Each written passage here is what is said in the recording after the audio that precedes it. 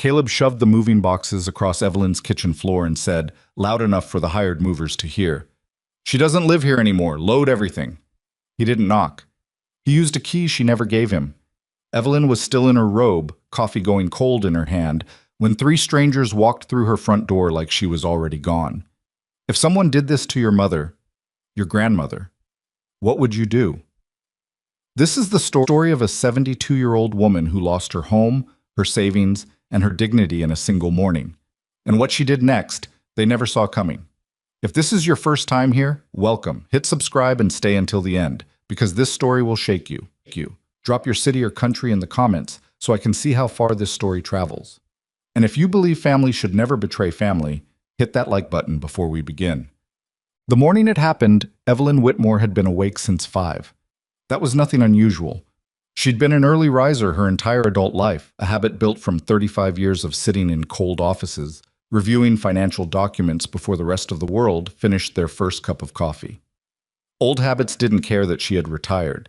They just kept pulling her out of bed while the sky was still dark, while the neighborhood dogs were still sleeping, while the Texas heat hadn't yet decided to become unbearable. She made her coffee the way she always made it. 2 scoops, no sugar, a small splash of whole milk. And she sat at the kitchen table with her reading glasses pushed up on her forehead. She had a stack of papers in front of her. Nothing official, just notes she'd been making about the community center, sketches of the layout she imagined, a rough list of contractors she planned to call that week. The Whitmore Children's Haven. That was what she and Harold had decided to name it, back when he was still alive, and they would sit on the back porch and talk about what they'd do with the money they'd saved. Harold used to say, "Evelyn, we didn't scrimp for 40 years just to leave it sitting in a bank." He believed money that didn't move eventually rotted. He believed it should go somewhere that breathed. He died 4 years ago, and Evelyn had carried the plan alone ever since.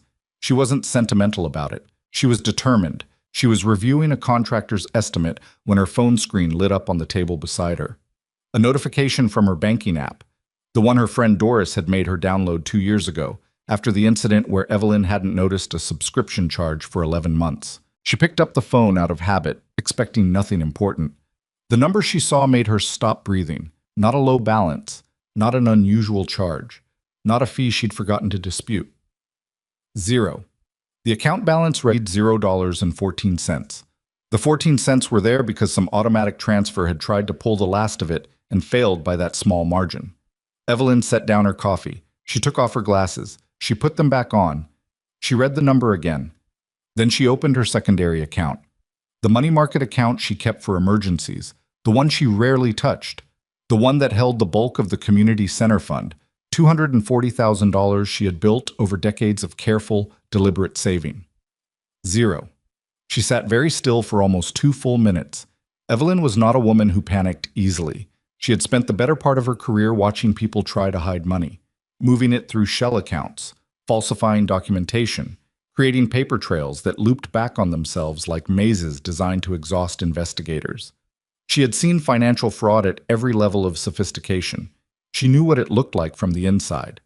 What she was looking at now was a transfer.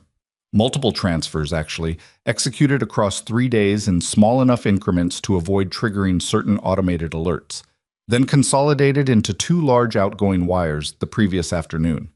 Whoever had done this knew how to move money quietly. She was still staring at her phone when she heard the sound of a large vehicle reversing up her driveway. She thought, at first, that it was a delivery truck. Her neighbor Margaret ordered things online constantly, and sometimes the drivers mixed up the addresses. But then she heard a second vehicle, and then she heard the voices. She got up from the table. She was still in her robe.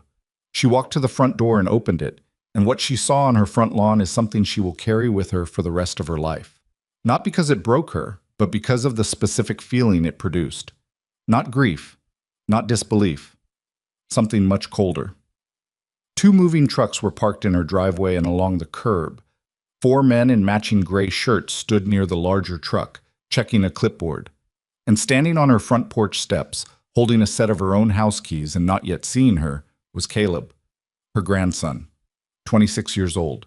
The boy she had raised from the age of 9 after his parents, her daughter, and her son-in-law died in a highway accident outside of Lubbock. The child she had taken to school, sat with through nightmares, driven to every baseball practice and every dentist appointment and every late-night emergency room visit for the next 9 years. The young man she had put through 2 years of community college and then helped transfer to UT Austin. The same young man who had called her 3 weeks ago to say he was getting married and that everything was falling into place. He turned and saw her standing in the doorway. Something moved across his face. She caught it, the half-second of something she might have called guilt, if she didn't know Caleb well enough to know he didn't carry guilt the way most people did. He carried discomfort. It was different. Guilt implied remorse. Discomfort just implied inconvenience. Grandma. He said it like she was the one who had shown up unexpectedly, like she was the interruption. Caleb. She kept her voice level. What is this? He exhaled through his nose. That particular exhale she recognized, the one that meant he'd already prepared an answer and was just deciding how to deliver it. I need you to stay calm, okay? There's been some decisions made, and I know this is going to feel sudden. What decisions? Not a question, a command. He reached into the back pocket of his jeans and produced a folded document. He held it out to her like a peace offering, like the paper itself was going to make any of this reasonable. She took it. She unfolded it. It took her about 40 seconds to understand what she was reading, because part of her mind kept insisting that she must be misreading it, that there was some version of this document that made sense.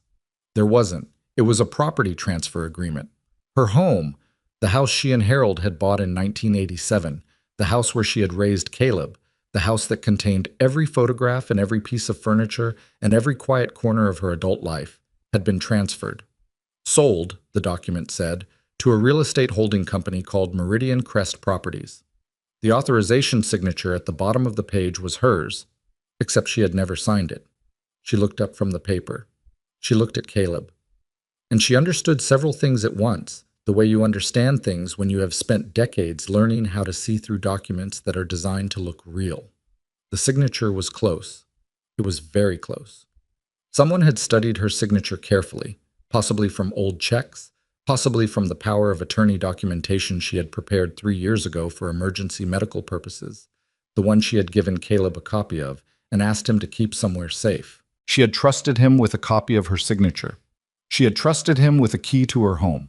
She had trusted him with her banking login information during a period 2 years ago when she'd had knee surgery and needed help managing her bills for 6 weeks. 6 weeks of access. And he had apparently memorized everything he needed. Caleb, she said again, very quietly. Who is Meridian Crest Properties? He looked away from her. That was her answer. Who is Meridian Crest Properties? She said again, and this time her voice had something in it that made 2 of the movers glance up from their clipboard. It's a company. A business arrangement. Grandma, you were sitting on this asset and not doing anything with this asset. She repeated the words with the same tone she might use to repeat back a number she'd heard wrong in a negotiation. Flat, precise, giving nothing. You're calling my home an asset. I'm trying to explain, you stole my money. She said it clearly, loud enough that the movers heard it. One of them stopped moving entirely. I looked at my bank accounts this morning, both of them. You transferred the funds out over 3 days. And now you've produced a forged property transfer document and arrived here with moving trucks. She folded the paper and held it back out to him. I want you to look me in the eye and tell me I'm wrong. He didn't take the paper. He didn't look her in the eye either. Not directly, not the way someone looks at you when they're telling the truth. He looked somewhere near her shoulder. You weren't managing things properly. You were going to spend everything on that center and leave yourself nothing. Someone had to what? Her voice cracked, but only slightly. Protect me? Is that the word you're looking for, Caleb? Because what I'm looking at doesn't look like protection. It looks like theft. You're upset. I understand that. But you need to let these men do their job and we'll talk about the arrangement later, okay? I found you a place that's very nice. It's assisted living. I don't live in assisted living. I live here. Grandma? And now something shifted in his something that dropped the performance of concern and let through what was underneath it. Impatience. Real, unguarded impatience. Like she was making this harder than it needed to be. You're 72 years old. You can't manage a property this size by yourself. This is the practical decision. She looked at him, really looked at him. for what felt like a long time. She looked at the way he was standing, slightly forward, slightly aggressive, like he was already prepared for her to capitulate. She looked at the house key still in his hand. She thought about Harold, and the porch, and the community center plan still sitting on her kitchen table. Then she stepped back inside and closed the door. She didn't slam it, she didn't cry, she didn't yell. She walked back to the kitchen table, picked up her phone, and called Richard Hale. Richard had been her attorney for 16 years. He was 61, methodical, and almost impossible to surprise. She heard his voice go quiet in the particular way it went quiet when he was shifting into work mode, setting down whatever he was doing, giving her his full attention. She told him what she was looking at. All of it. The bank accounts, the property document, the signature, the moving trucks. She told him about the power of attorney copies she'd given Caleb. She told him about the banking access from 2 years ago. Richard was quiet for a moment. Then he said, "Don't let them take anything. If they try to force entry, call 911 immediately. I'm making some calls right now and I'll be there within the hour." "Richard," she kept her voice steady, "I need you to tell me how bad this is." Another pause. "It's serious, Evelyn, but I need to see the documents before I can tell you more. The property transfer, depending on how it was executed, may have problems. A forged signature on a real estate transfer is a felony. If you use the power of attorney outside its authorized scope, that's a separate issue." "He spent the money," she said. "On his wedding." She could hear Richard breathing on the other end of the line. "I'll be there in 45 minutes, he said. She hung up and sat for a moment. Outside, she could hear Caleb talking to the movers. She couldn't make out the words. She could hear his tone, though assured, impatient, the voice of someone who believed the situation was already resolved. She thought about the boy he used to be. 9 years old and terrified, sleeping with the light on for months after the accident. She used to sit on the edge of his bed and read to him until he fell asleep. Not children's books, because Caleb had always been impatient with things designed for children. She used to read him the same mystery novels Harold liked, and Caleb would ask questions and she'd answer them, and eventually his breathing would slow and he'd be gone. She used to think that was the most important thing she'd ever done. She picked up her phone again. She opened the voice memo app. She pressed record. Then she walked to the front window and she waited. 12 minutes later, Caleb knocked on the door again. She opened it. He had his phone in his hand and he was already talking, already managing the situation, explaining, in a voice calibrated to sound reasonable, that the move needed to happen today because the new occupants had a move-in date, and that she would understand if she would just listen. "I understand perfectly," Evelyn said. Something in the way she said it made him pause. "Come inside," she said. "Let's talk." He came inside. He stood in the kitchen doorway with his arms crossed, and she sat at the table, and she began to ask questions. Simple questions. Where was Meridian Crest Properties registered? Who were the principals? Who had facilitated the property transfer? When exactly had he decided that this was necessary? He answered, "Not everything and not precisely." He was careful with his words in the way someone is careful with their words when they believe they're talking to someone who can be managed. But he answered enough. He talked about the wedding. He talked about costs he hadn't anticipated, deposits already paid, vendors who wouldn't refund. He said the phrase, "She doesn't need that much money at her age," in a voice that carried no awareness of how it sounded. He said the phrase, "I'm going to pay it back," with the same casual confidence of someone who has never paid anything back and never intended to. And then he said, "Honestly, she's not capable of managing her own finances anymore. She's 72, she needs someone to handle things for her." Evelyn's phone, sitting face down on the table with the voice memo still running, recorded every word. When Richard arrived 43 minutes later and knocked on the front door, Caleb's face did something she hadn't seen from him in years. Not discomfort, not impatience, actual fear. Because he'd believed he was dealing with an old woman who would cry and plead and eventually surrender. He had not planned for an attorney. He had not planned for recorded statements. He had not planned for a woman who had spent 35 years learning exactly how people like him operated, and exactly how to take them apart. Richard walked into the kitchen, shook Evelyn's hand, set his briefcase on the table, and looked at Caleb with an expression that contained no warmth whatsoever. "Mr. Whitmore," he said, "I'm going to need you to ask those men outside to stop what they're doing, right now. And then I'm going to need you to sit down." Caleb didn't move immediately. He looked at his grandmother, and she could see him recalculating, trying to figure out where the version of events in which he still won had gone. She looked back at him without expression. "Sit down, Caleb," she said. And for the first time in a very long time, he did what she told him to. Richard Hale did not raise his voice. That was one of the things Evelyn had always respected about him. The man had an almost preternatural ability to remain calm in situations that would make most people's hands shake. He sat across from Caleb at Evelyn's kitchen table with the property transfer document laid flat in front of him, and he read through it with the same unhurried attention he might give a lunch menu. Caleb sat opposite him with his arms still crossed, and Evelyn sat at the head of the table between them. And for a long moment the only sound in the kitchen was the hum of the refrigerator and the distant noise of the movers outside, who had stopped unloading at Richard's instruction but hadn't left. Richard turned to the second page, then the third. He set the document down and removed his reading glasses and looked at Caleb. "This signature," he said, tapping the bottom of the last page, "is not valid." Caleb's jaw tightened. "It's her signature. She signed it." "When?" Richard asked. Pleasantly, like it was a simple question with a simple answer. "A few weeks ago. Caleb shifted in his chair. "She was having a hard time. She wasn't always tracking things clearly. I helped her manage some paperwork."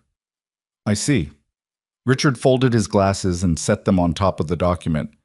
"So your position is that your 72-year-old grandmother, who has no documented cognitive impairment, who has never been declared legally incapacitated, voluntarily signed a document transferring her primary residence to a holding company, and that this event occurred a few weeks ago, but you have no witness, no notary stamp, and no date of execution on this signature line."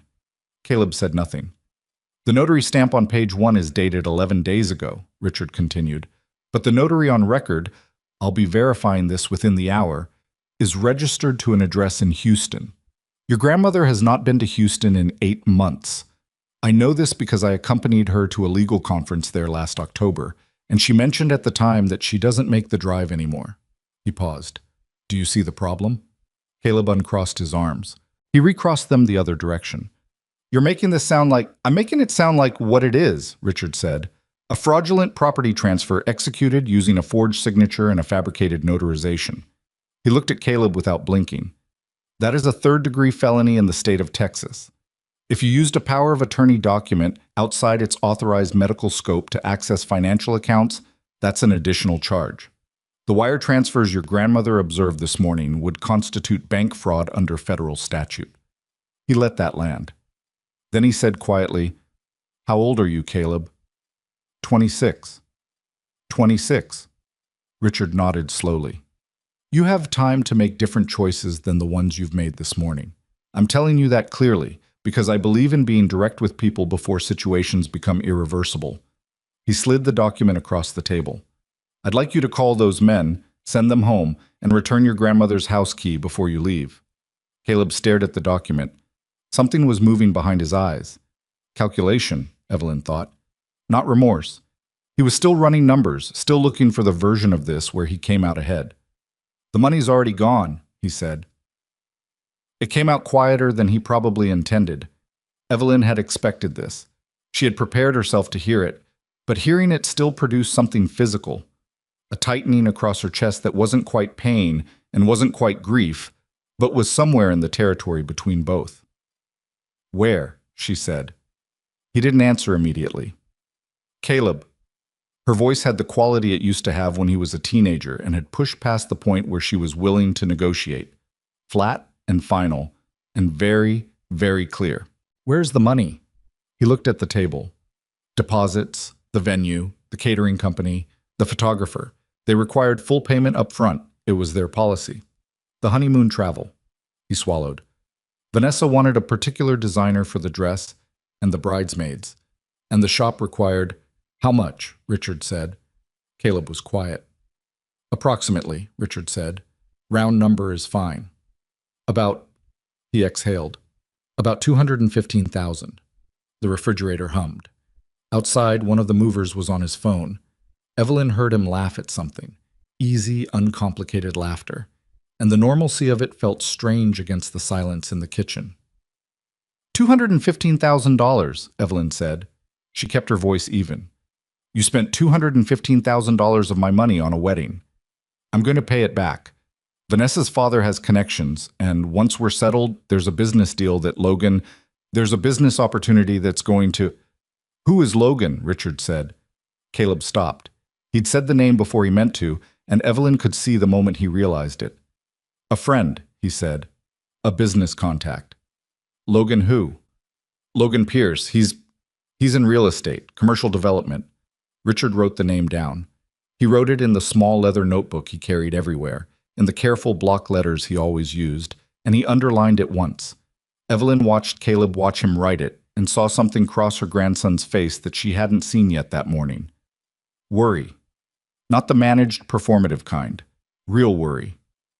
I want you to leave now, Evelyn said. Caleb looked up. Grandma, if we can just leave the key on the table, tell the movers they're done, and leave.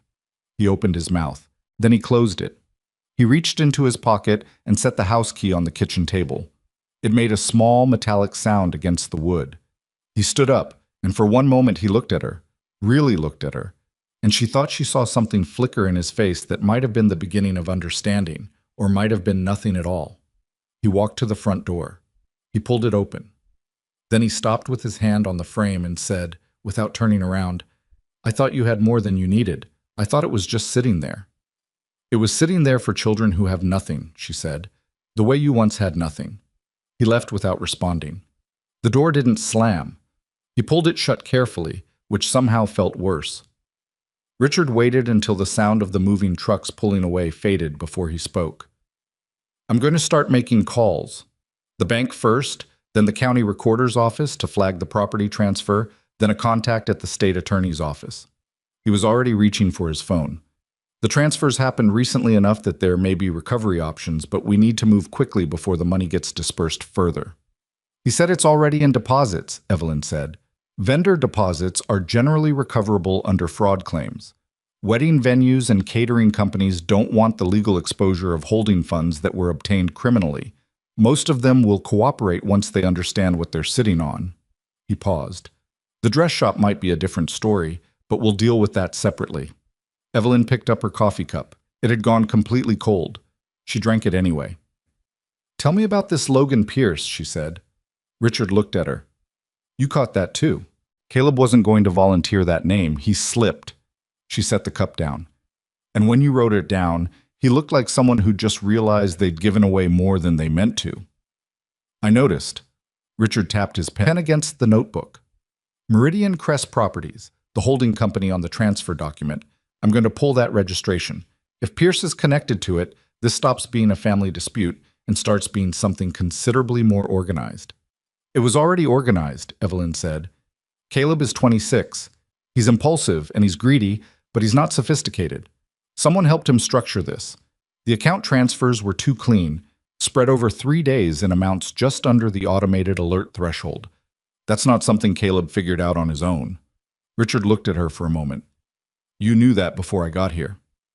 I suspected it before I called you. She folded her hands on the table. I need you to do something for me, Richard. Before you call anyone official, I need 48 hours. He set his pen down. Evelyn, I'm not asking you to do anything improper. I'm asking you to make the bank calls today, freeze what can be frozen, flag the property transfer. All of that. But before we involve anyone with a badge, I need 48 hours to understand the full shape of what was done to me. She looked at him steadily. Caleb is not the only person involved in this. And if we move too fast, whoever else is involved disappears and we recover a fraction of what was taken. Richard was quiet for a long moment. He was looking at the table, but she could see him thinking, weighing, measuring, doing the kind of careful legal calculus that had made him useful to her for 16 years. 48 hours, he said finally, and then we do this by the book, completely and without reservation. Completely and without reservation, she agreed. He nodded and reached for his phone. Evelyn stood up, walked to the kitchen window, and looked out at her backyard. The garden Harold had planted in 1994 was still there, a little overgrown now because her knee made bending difficult, but still alive. The roses Harold favored were in the back corner, and they were blooming despite the heat, which was the kind of thing Harold would have said meant something. She wasn't sure what it meant, but she stood there for a minute anyway, looking at them before she went to work. She spent the rest of that morning doing what she had done for 35 years in a professional capacity. She built a picture, not from guesswork, from documents. She had kept copies of everything, always. That was another habit from her working years. You kept copies because the original could be lost, damaged, or taken. She went to the filing cabinet in the guest room closet and she pulled out every financial document from the past 3 years. Account statements, tax records, the power of attorney document she'd given Caleb, her property deed, her insurance policies, the original savings plan she'd drawn up for the community center. She spread them across the dining room table and she started reading. What she was looking for were entry points, the specific moments when Caleb would have had the access and the opportunity to gather what he needed. The power of attorney was the obvious one, but that document was limited in scope. It covered medical decision-making only, which meant he'd needed something else to access the financial accounts. She found it in the bank statements from 2 years ago. During her knee surgery recovery, 6 weeks when Caleb had been her authorized account manager, there was a period of 3 days when she'd been more heavily medicated than usual, post-procedure, and Caleb had handled her online banking entirely. In that 3-day window, she found something she hadn't noticed before, a login from an unrecognized device. Not her laptop, not her phone. A separate device that had accessed her banking portal and spent 47 minutes inside her account settings. 47 minutes was long enough to screenshot every piece of account information, every routing number, every saved payment method, every security question and answer she had ever set. He had been planning this for 2 years.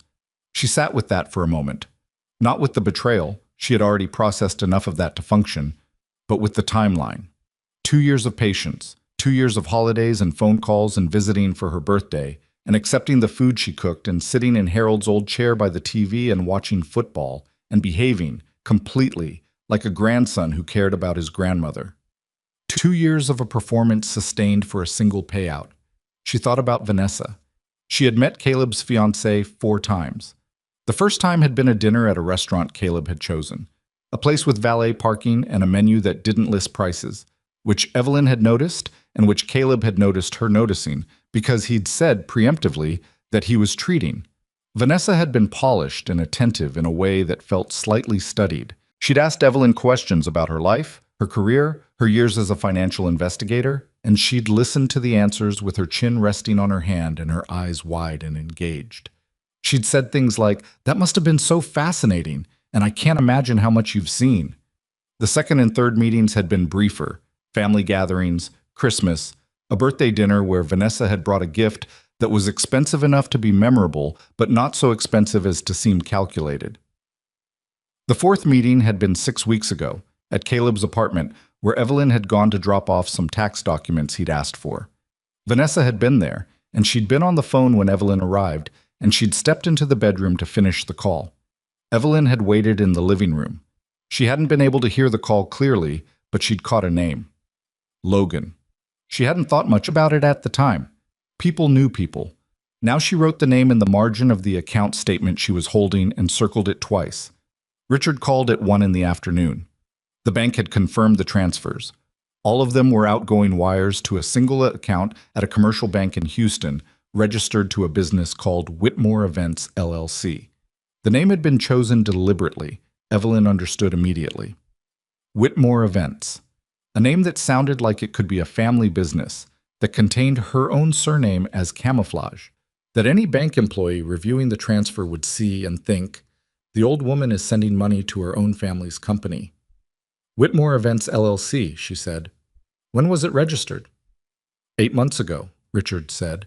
Registered agent is a woman named Cole. First name Vanessa. Evelyn closed her eyes briefly. So the company had been created 8 months ago, 4 months after Caleb had announced the engagement, which meant the engagement itself had a timeline. It wasn't just Caleb falling in love and being reckless. It was a structure, a plan with moving parts, and Vanessa was one of them. Pull everything you can on Meridian Crest Properties, she said, and cross-reference Logan Pierce with both companies.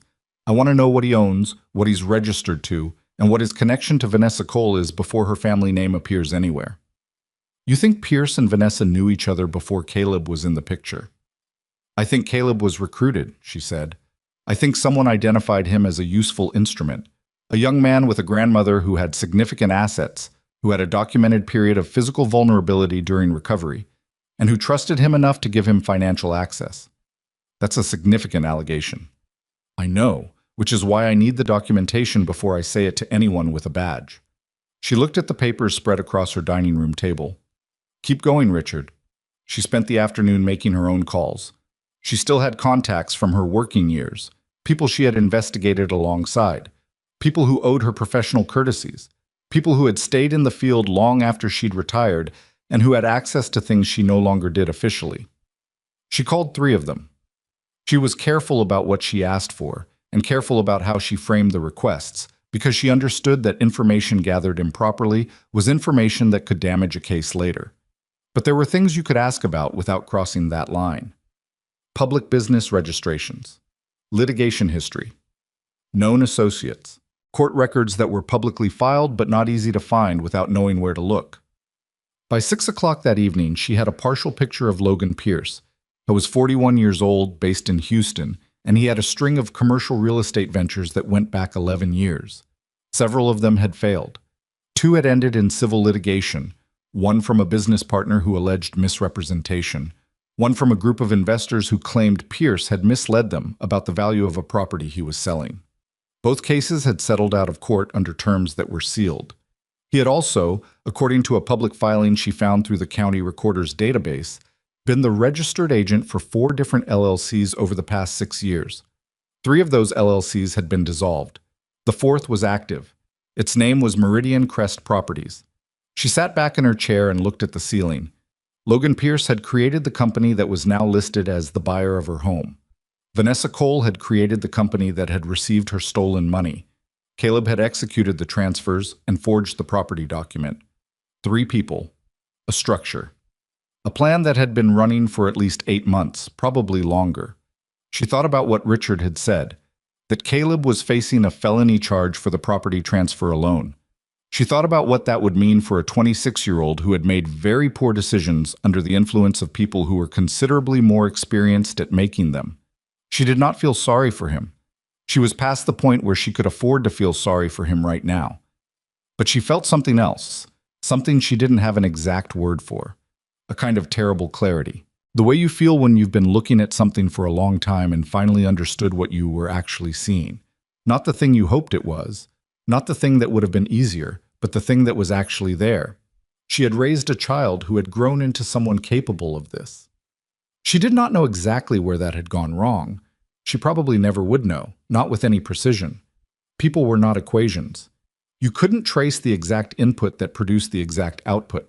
But the question lived in her now, would probably continue to live in her, in the way that certain questions do.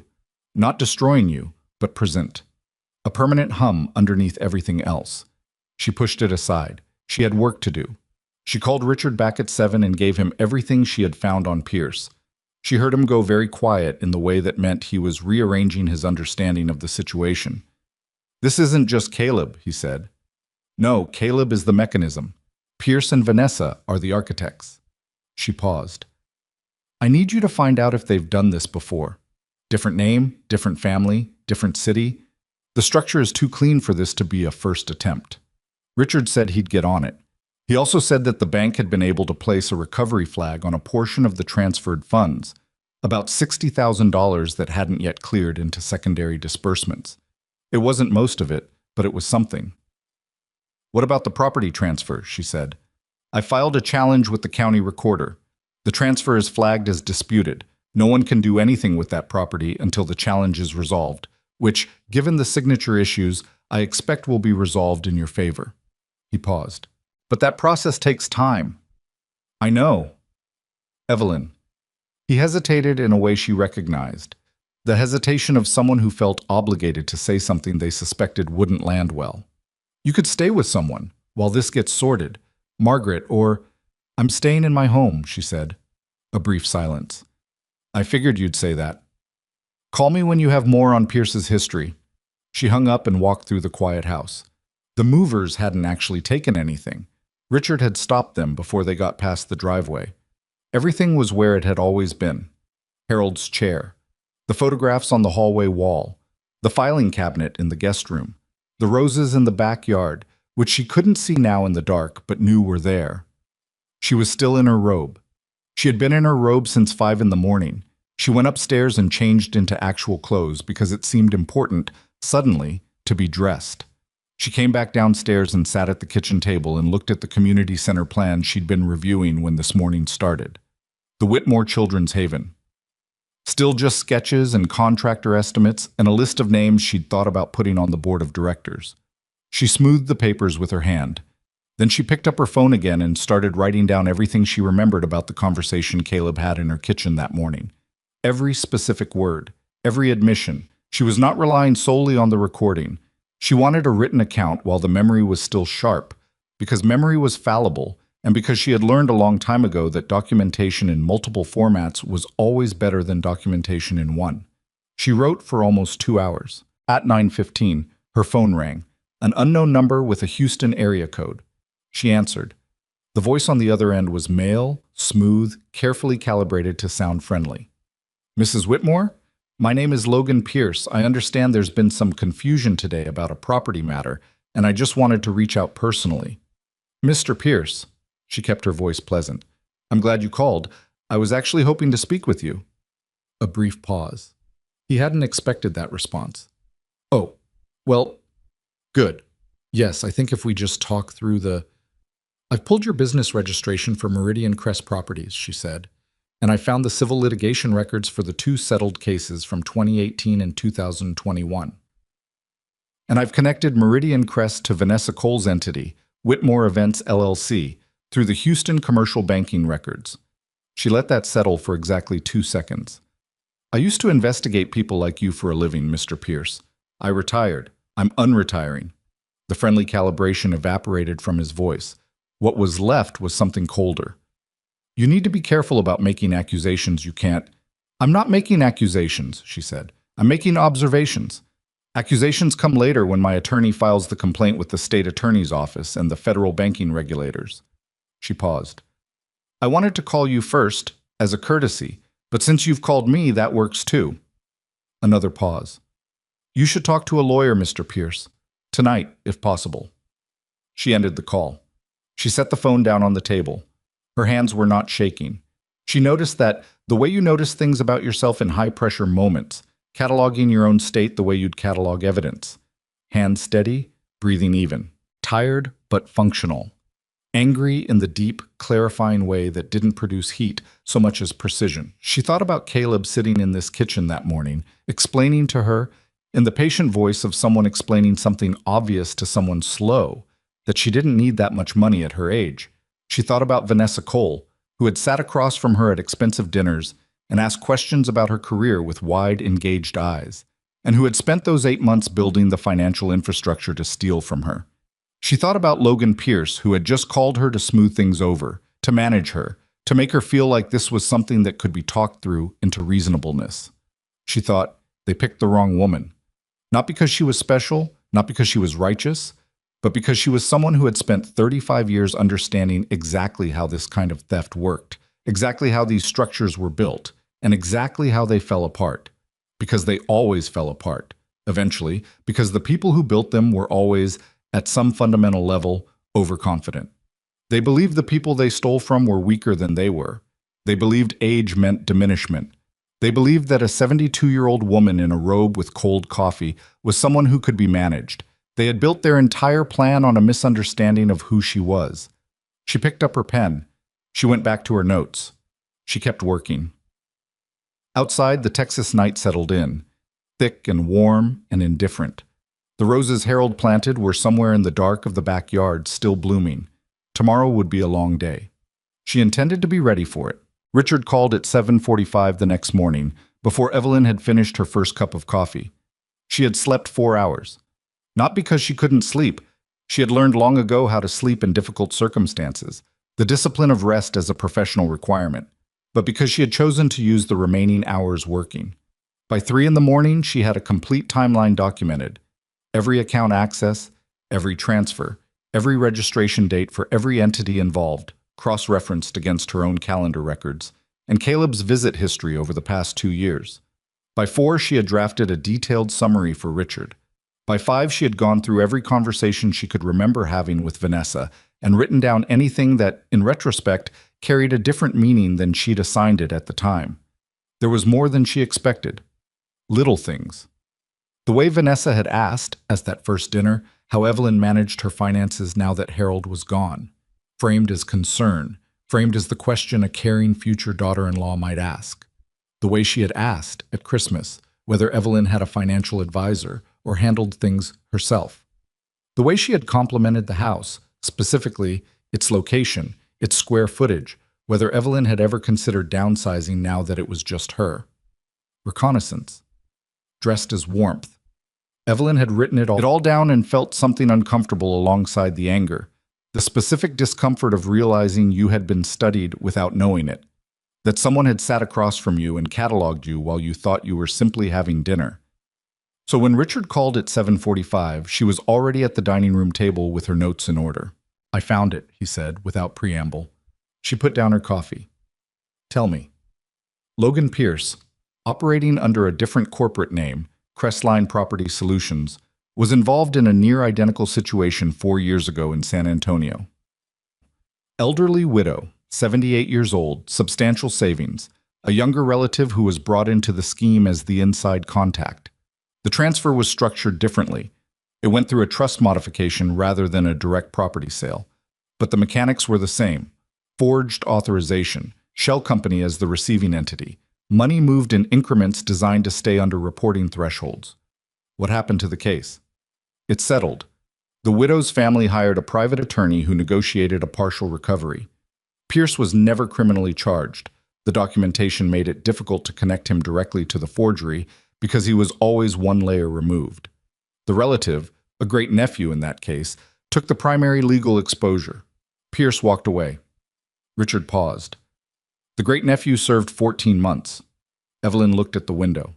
The morning light was coming in flat and bright, the way Texas morning light did in the summer, without apology. So Caleb is the great-nephew in this version. That's what it looks like. She thought about that, about the shape of it. A man who had run this same scheme before, who had identified the structural weakness, that the family member who executed the fraud carried the criminal exposure while the architect stayed clean, and had refined it, found a new target, found a new inside contact, probably chose Caleb specifically because Caleb had the right combination of qualities, access, financial need, and the particular kind of moral flexibility that could be cultivated with the right incentives. How did he find Caleb? She said. It wasn't quite a question. I think through Vanessa, Richard said. I pulled her background. She and Pierce have a history. They were involved in 2 overlapping business ventures going back 5 years. She's listed as a marketing consultant on both. One of those ventures had a similar structure to Crestline. So Vanessa was already working with Pierce when she met Caleb. That's the picture I'm getting, yes. Evelyn set her pen down. She picked it up again. She needed to keep her hands doing something. Caleb thought he was running this scheme. He thought Vanessa was his partner, and Pierce was a business contact who was helping facilitate a real estate deal. Probably. But the actual plan, the one Pierce and Vanessa designed, what did it look like from their end? Richard was quiet for a moment, and she could hear him thinking through it the same way she was. My guess, and this is inference, I want to be clear, is that the real plan was for the money to land in Whitmore Events LLC, which Vanessa controls, and then be moved again, to somewhere Caleb wouldn't have access. Once the wedding happened and they were legally married, there would have been a period, weeks, maybe a month, before Caleb realized the money he thought he had secured wasn't where he thought it was. And then Vanessa and Pierce disappear with it, Evelyn said, leaving Caleb holding the criminal exposure. The forged documents, the unauthorized transfers, all of it traceable to him, none of it traceable to them without significantly more digging than most local prosecutors would bother with. The kitchen was very quiet. From somewhere outside, she heard a lawnmower start up, a neighbor beginning their Tuesday in the ordinary way, with no awareness of what was happening 50 feet away. He was going to lose the money anyway, she said, even if I'd done nothing. He stole from me to fund a wedding that was going to end with him having nothing. That's what the evidence suggests. She thought about Caleb's face that morning in the kitchen, the way he'd looked at her when she'd told him to sit down. The way he'd said, "I thought you had more than you needed," before he walked out. He had believed he was the one running the play. He had no idea he was the instrument. She did not feel sorry for him, but she felt the tragedy of it, which was different. The way you could recognize that someone had destroyed themselves without feeling obligated to prevent it. "All right," she said, "what do we need to do today?" What they needed to do today, it turned out, was considerably more complex than she had anticipated, which was saying something, because she had anticipated considerable complexity. Richard had already been in contact with a federal banking investigator named Sandra Cho, who specialized in wire fraud cases. Agent Cho had looked at the preliminary documentation Richard submitted and had agreed to a meeting. Not an official interview, not yet, but a conversation, the kind that determined whether a case merited the resources of a federal investigation or stayed at the state level. The meeting was at 2 in the afternoon. Richard picked Evelyn up at 1. She had dressed carefully, not formally. Formal would have been wrong, would have suggested she was performing something. She wore what she wore when she was working: slacks, a dark blouse, good shoes.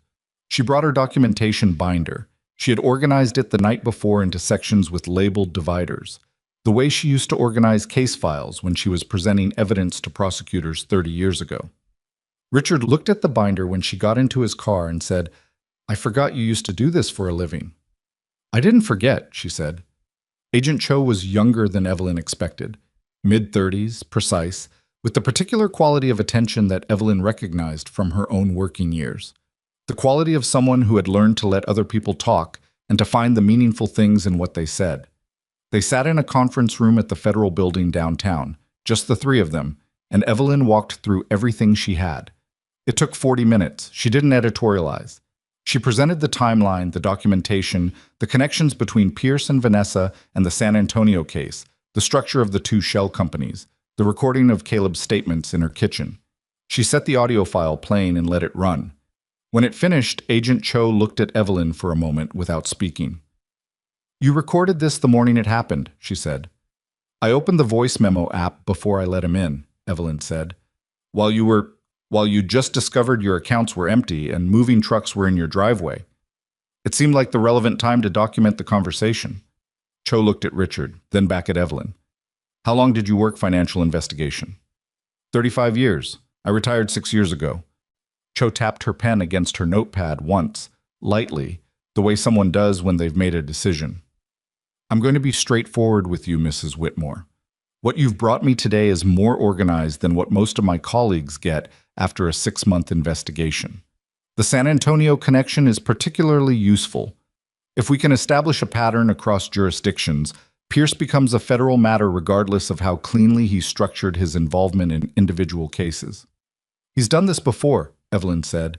"The San Antonio case was 4 years ago. I'd be surprised if that was the first one."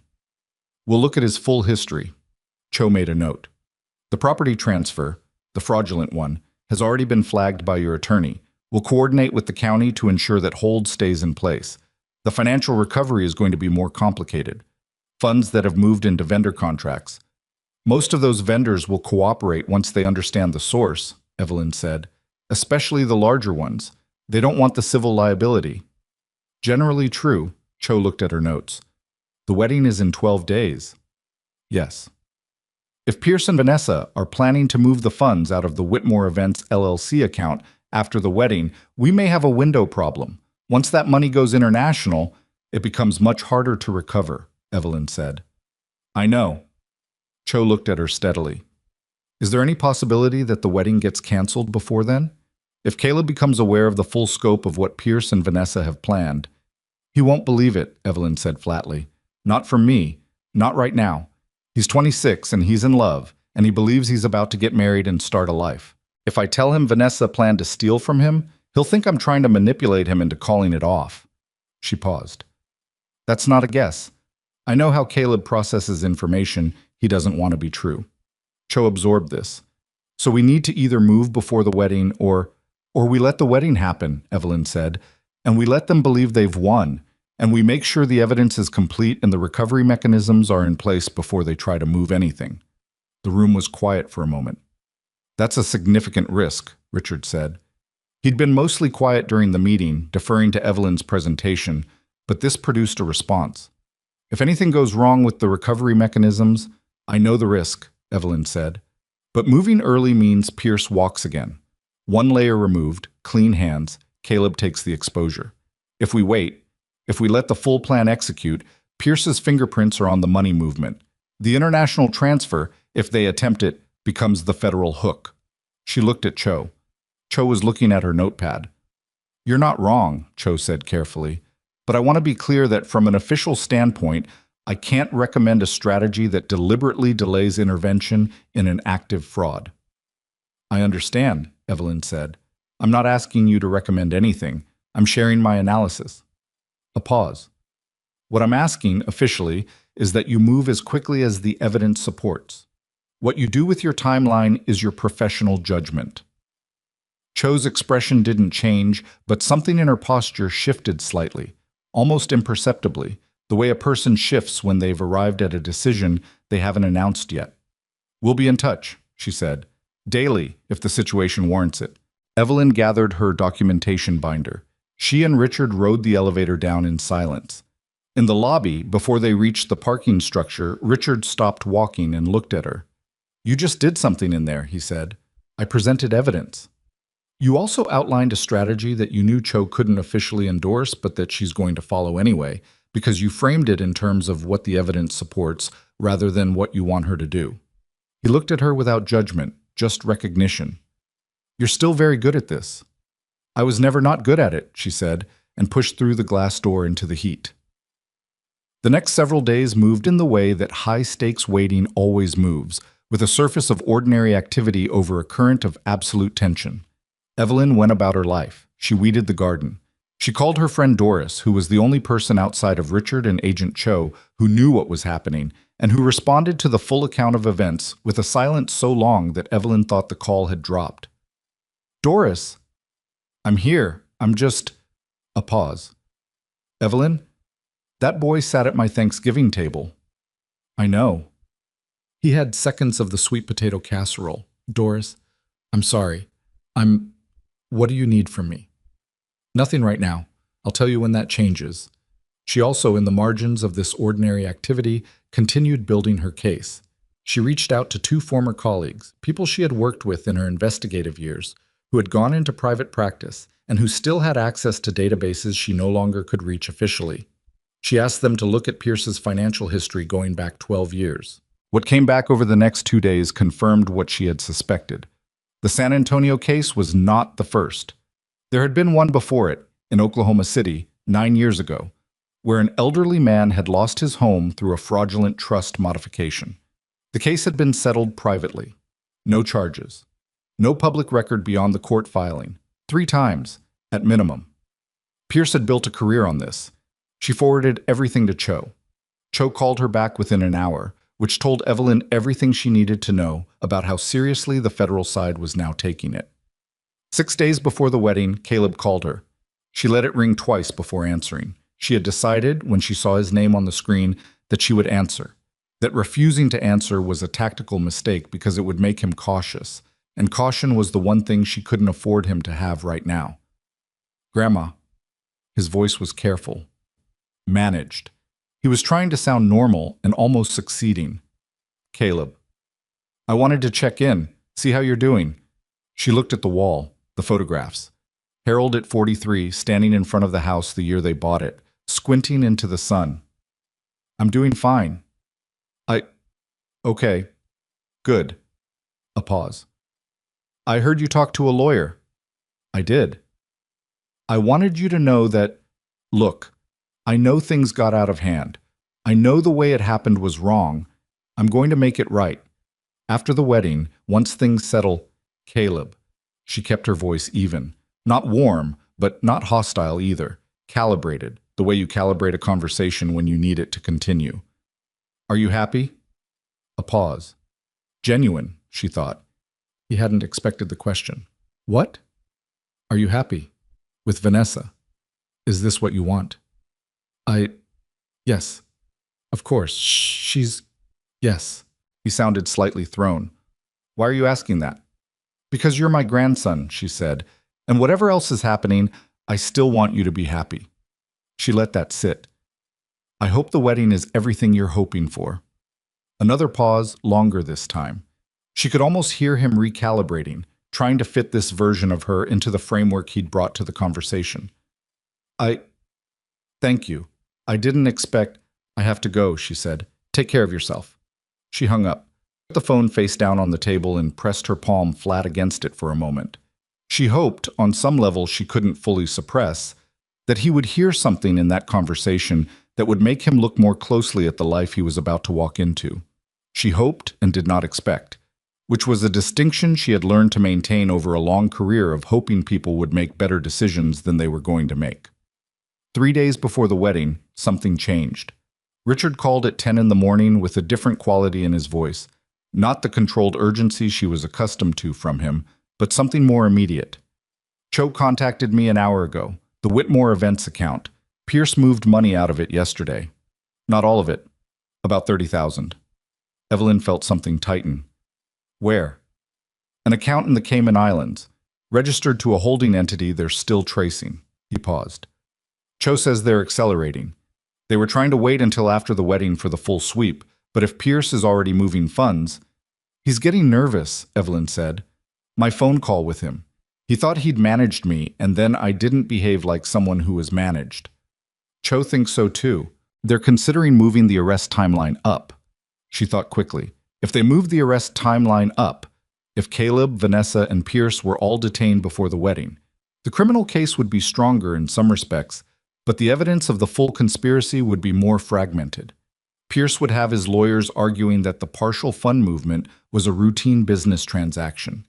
Without the complete execution of the plan, the federal wire fraud charge became harder to sustain. Richard, she said, is there any way to stop Pierce from moving more money in the next 72 hours without tipping him that we're moving? Cho can seek an emergency freeze on the Whitmore Events account. She'd need to go to a judge today. Do it. That tips our hand, Evelyn. If Pierce finds out his account is frozen, he's already nervous. He's already moving money early. If we freeze the account and he panics, he might make mistakes that give us more, not less. She was thinking as she talked, running scenarios the way she used to do in a conference room with a whiteboard and a team. And if Vanessa finds out the account is frozen, she has a problem. She has a wedding in 3 days and a partner who is supposed to be providing the financial security she planned for, and that money is not accessible. You think she tells Pierce? I think she panics and calls Pierce. And I think that call, if Cho has a warrant for Pierce's communications by then, could document the conspiracy explicitly. Richard was quiet for a moment. That's not a guaranteed outcome. None of this is guaranteed, she said, but Pierce moving that 30,000 changed the math. We're not choosing between a perfect plan and a risk. We're choosing between 2 risks. Richard said he'd call Cho. He called back at noon to say the account freeze was in process. By 3 in the afternoon, Evelyn's phone rang with a number she didn't recognize. She answered. It was Vanessa. The voice was different than she remembered from dinners, tighter, higher, with the particular quality of someone who had prepared what they were going to say and was now discovering that preparation didn't feel like enough. Mrs. Whitmore, I don't know if Caleb has told you, but there seems to be a legal issue with the planning account for the wedding, and I wanted to reach out personally because I know this has been a complicated time, and I want to make sure we can all move forward. Vanessa, Evelyn said, why are you calling me about a business account? A fraction of silence. Very brief. The account is connected to some of the arrangements Caleb made and... You mean Whitmore Events LLC? Evelyn said. The company registered in your name, into which my money was transferred without my authorization. The silence that followed was longer. I don't know what Caleb told you, Vanessa said finally.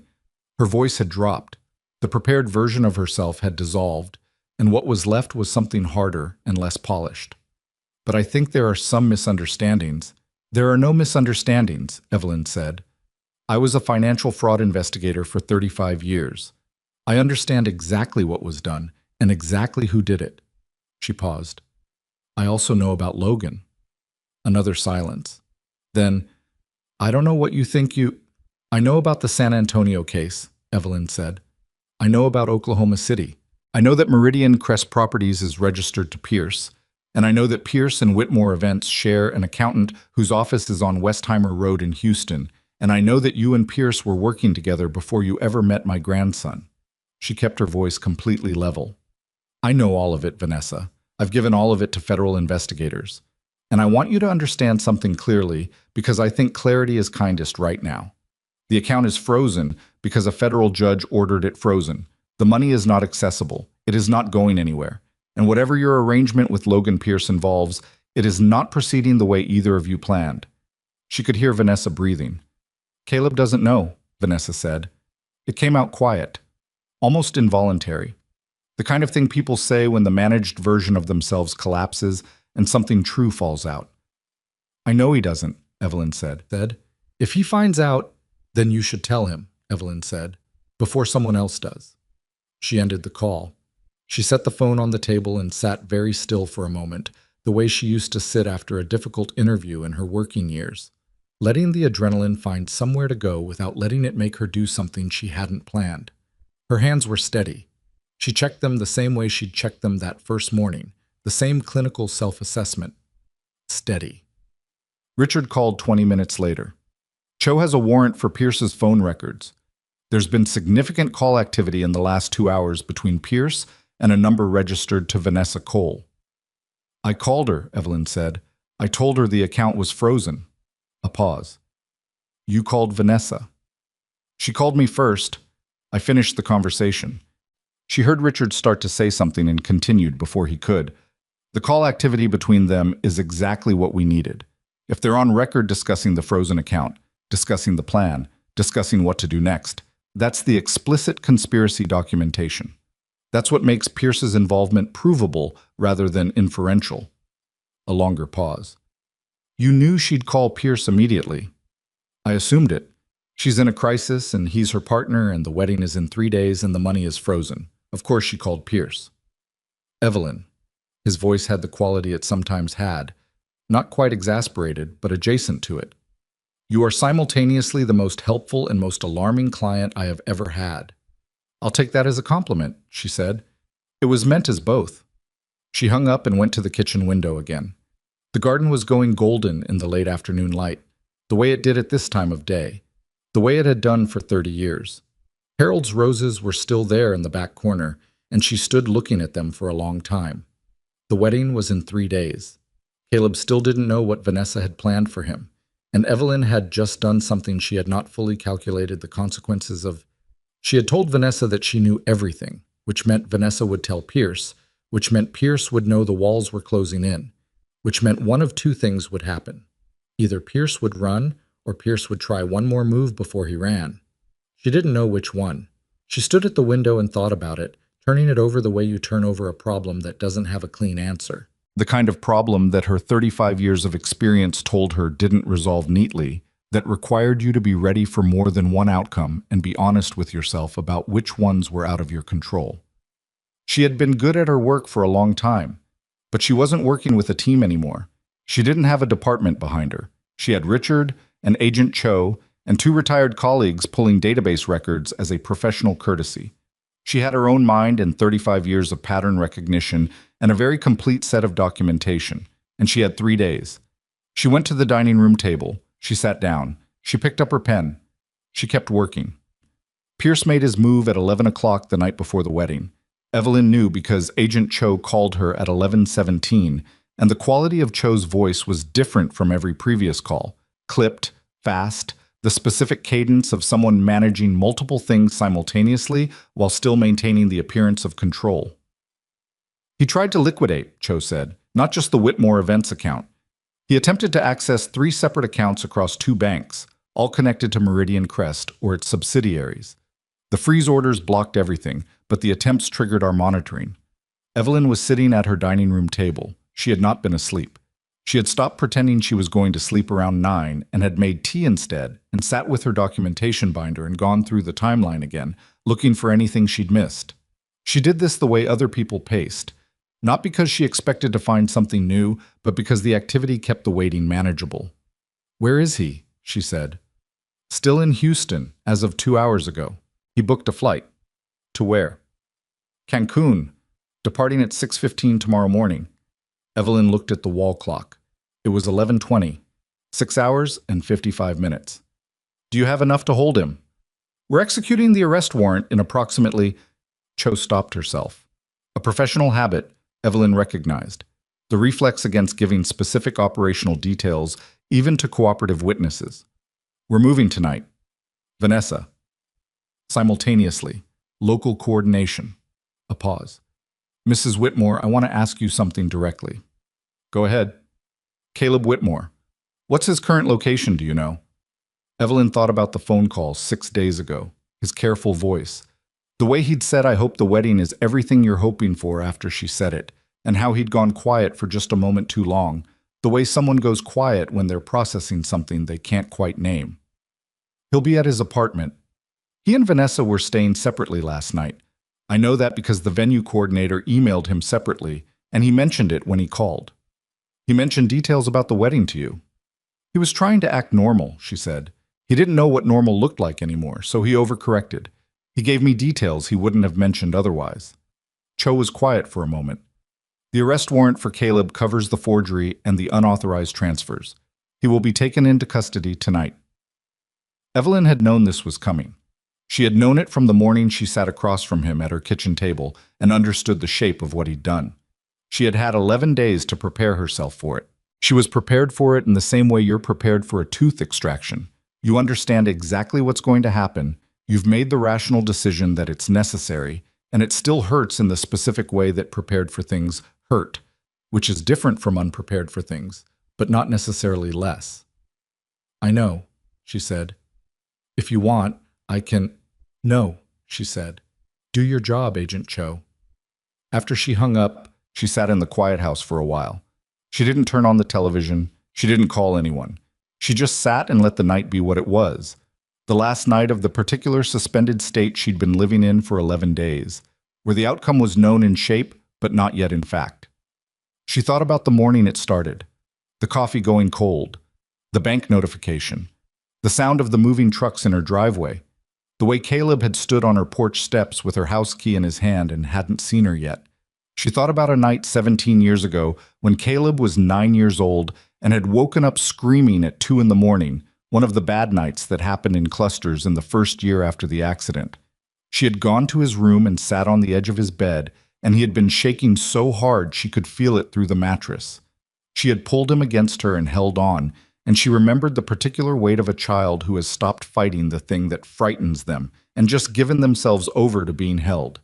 She had held him until the shaking stopped, and then she had read to him until he fell asleep, and then she had sat in the chair by his bed for another hour because she didn't want to leave and find out in the morning that the bad thing had come back. She did not know what to do with the distance between that night and this one. She suspected there was nothing to do with it. It just existed, the way certain distances do. Too large to cross, too real to ignore. Around 1 in the morning, she went upstairs and lay on her bed with her clothes on and looked at the ceiling. She wasn't sleeping. She was just done sitting up. Her phone buzzed at 2:43. A text from Richard. Cho confirmed. All 3 in custody. Call me in the morning. She read it twice. Then she set the phone on the nightstand and closed her eyes. She did not sleep well, but she slept. Morning came with the specific quality of mornings after things you've been dreading. Ordinary, almost aggressively so. Sunlight and bird noise and the smell of her neighbor mowing again at some unreasonable hour. She made coffee.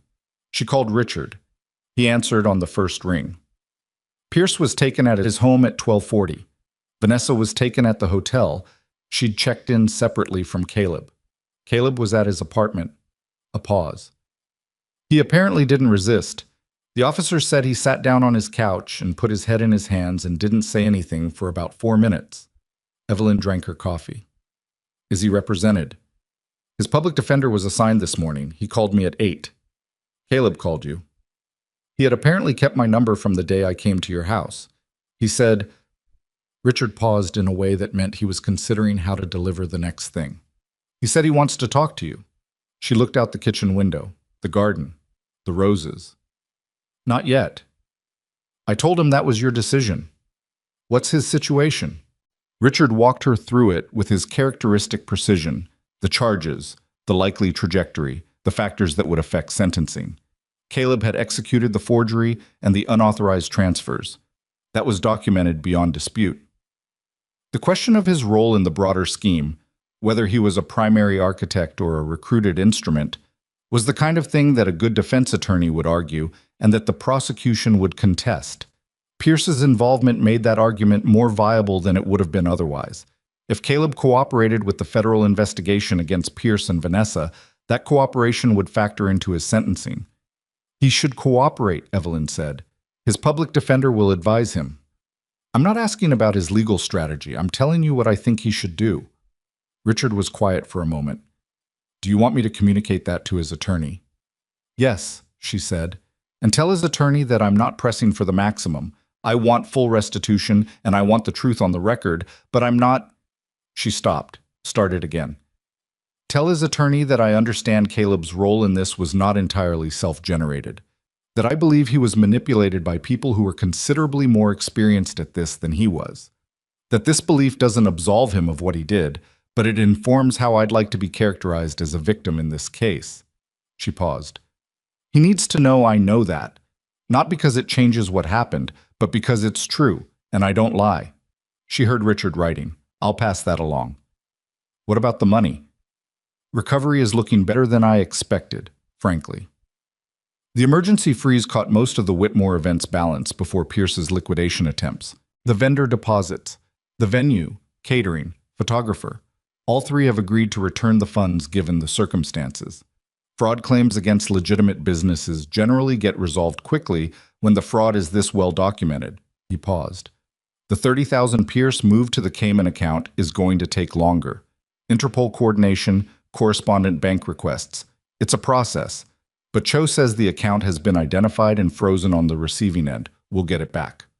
All right. Evelyn. His voice shifted slightly. Total current recovery estimate is around $187,000. With the Cayman account, we're looking at $217. That's, given where we were 11 days ago, that's close to complete recovery. She sat with that for a moment. $240,000 had been in those accounts. $217 back was almost all of it. The community center, she said, still viable, completely. She put her coffee down and pressed her fingers against her eyes for a moment. Not because she was going to cry, she wasn't, but because some pressure needed to go somewhere. Thank you, Richard, she said, for all of it. You did most of it, he said. I just made the calls. You made the right calls at the right times. That matters. She spent the rest of that morning doing something she had not done in 11 days. Nothing. She sat in Harold's chair by the window, and she did not review documents or make calls or build timelines. She just sat.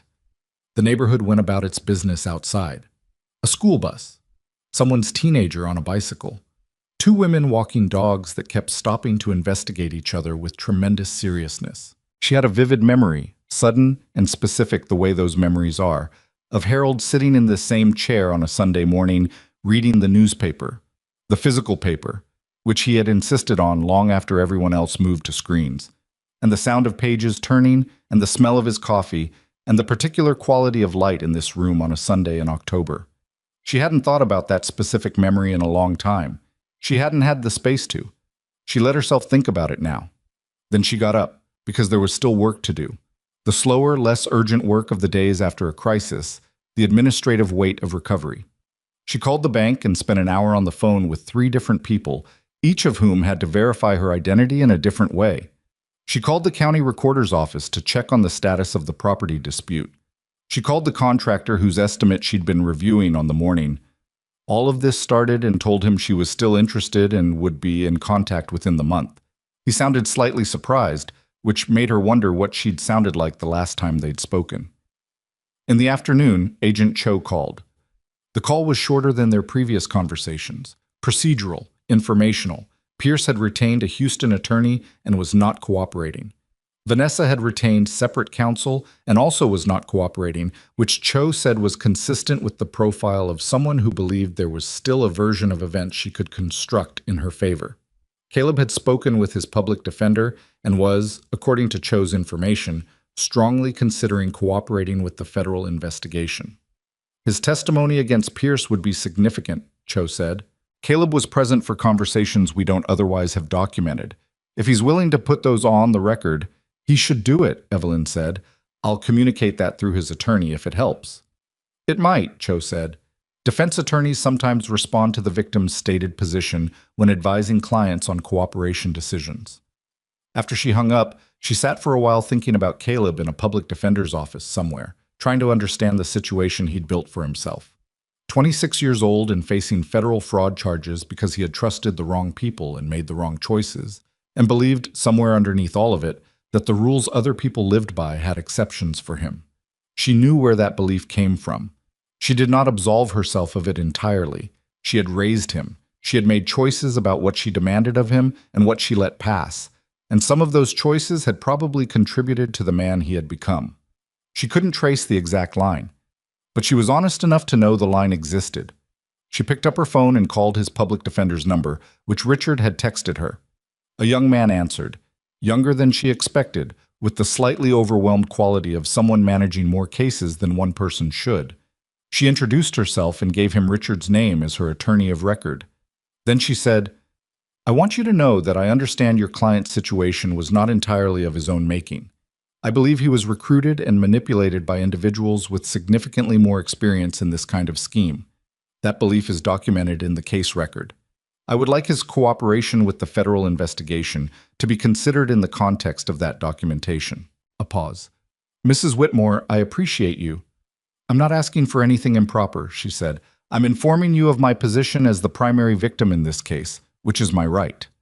My position is that full cooperation and full restitution are the outcomes I'm advocating for, not the maximum sentence, cooperation and truth. She paused. Please make sure Caleb understands that. Another pause. I will. Thank you.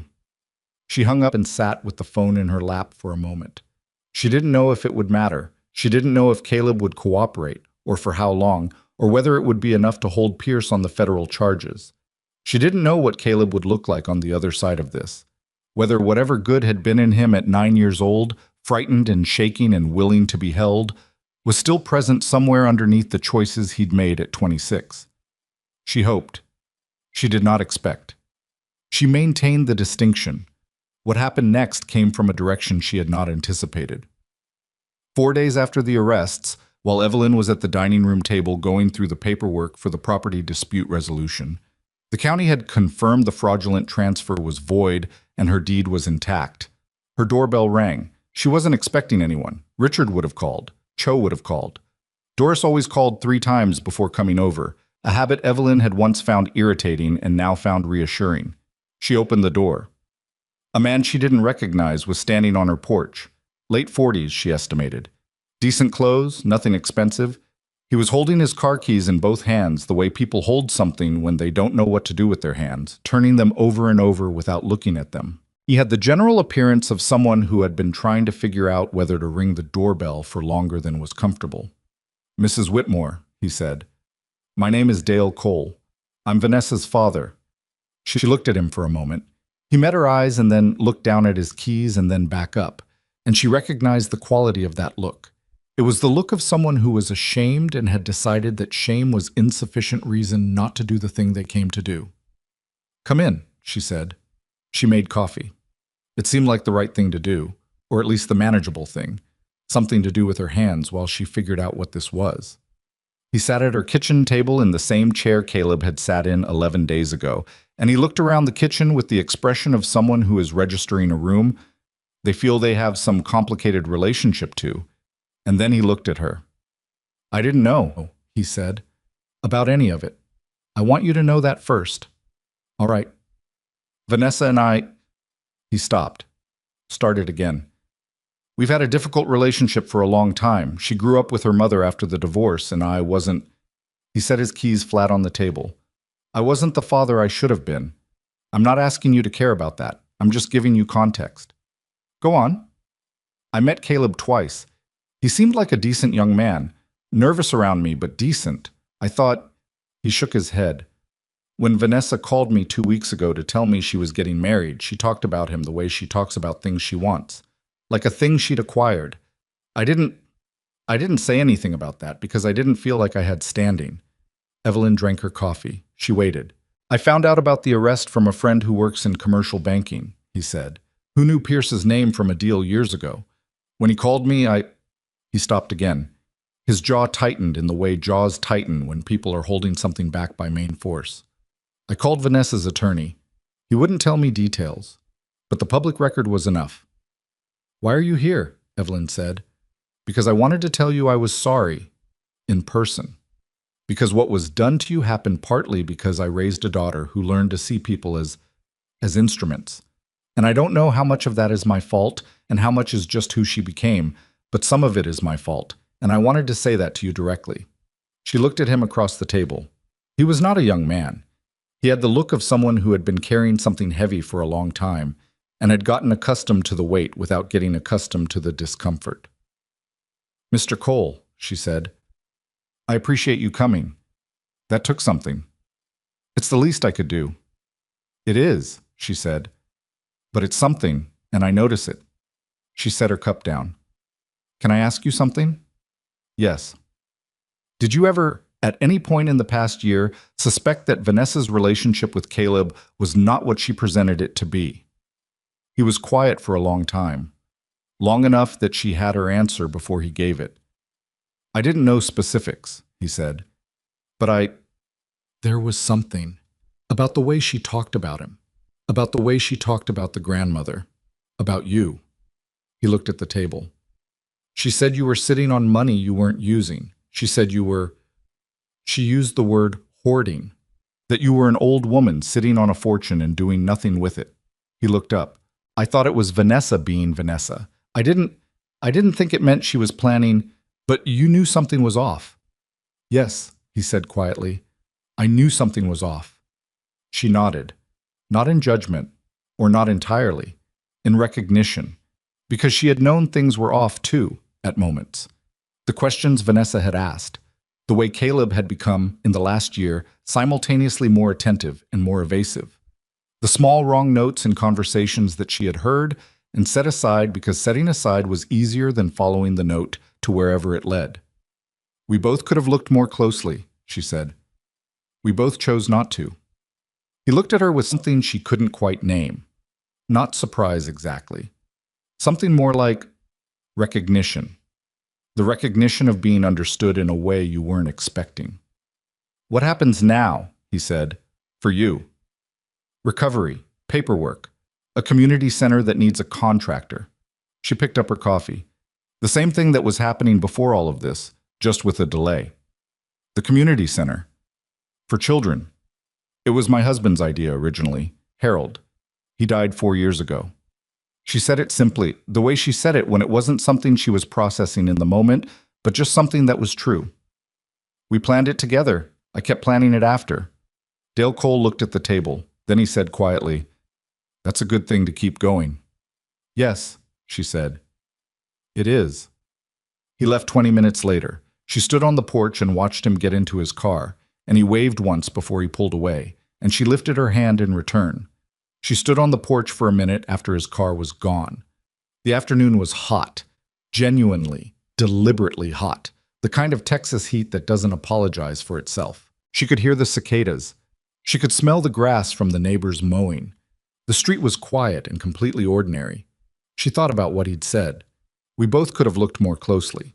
She had said it to make him feel less alone in his failure, which was a true thing, and also a kindness, which were not always the same thing, but happened to be here.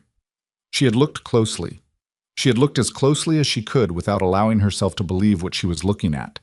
And that distinction, between not looking and choosing not to see, was one she had spent 11 days not thinking about directly.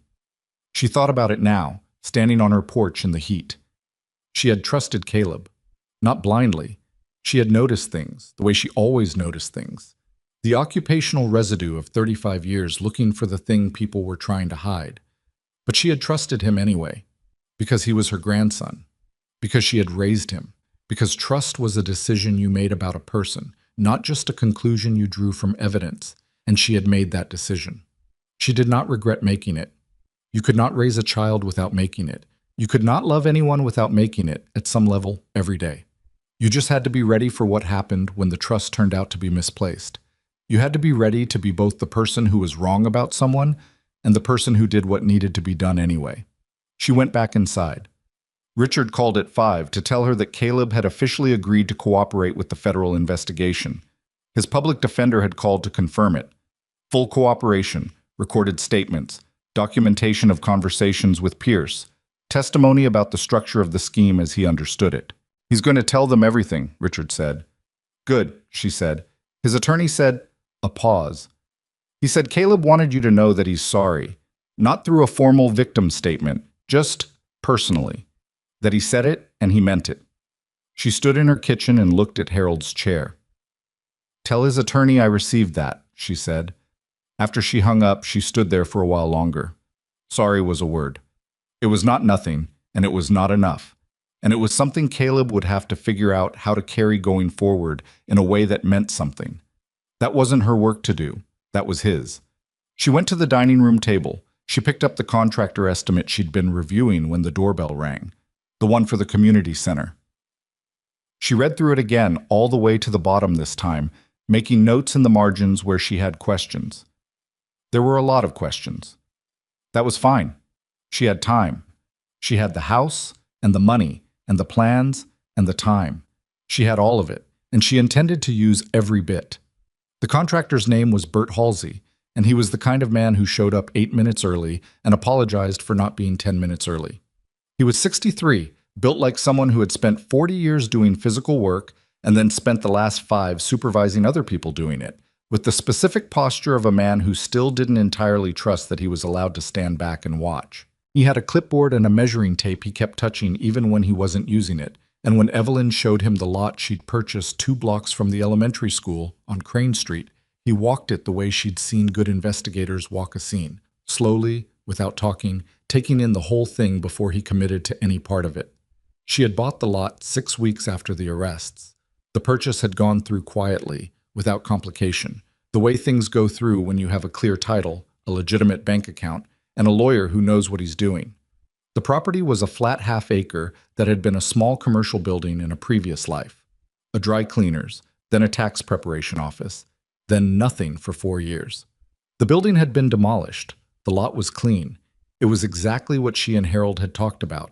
Enough space for a main building, a proper outdoor area, parking that wasn't an afterthought. Central enough that kids who needed to get there on their own could manage it. Bert walked the whole lot twice before he said anything. Then he came back to where she was standing and looked at her drawings, hand-drawn still, because she had never trusted her ability to use design software and had never wanted to learn.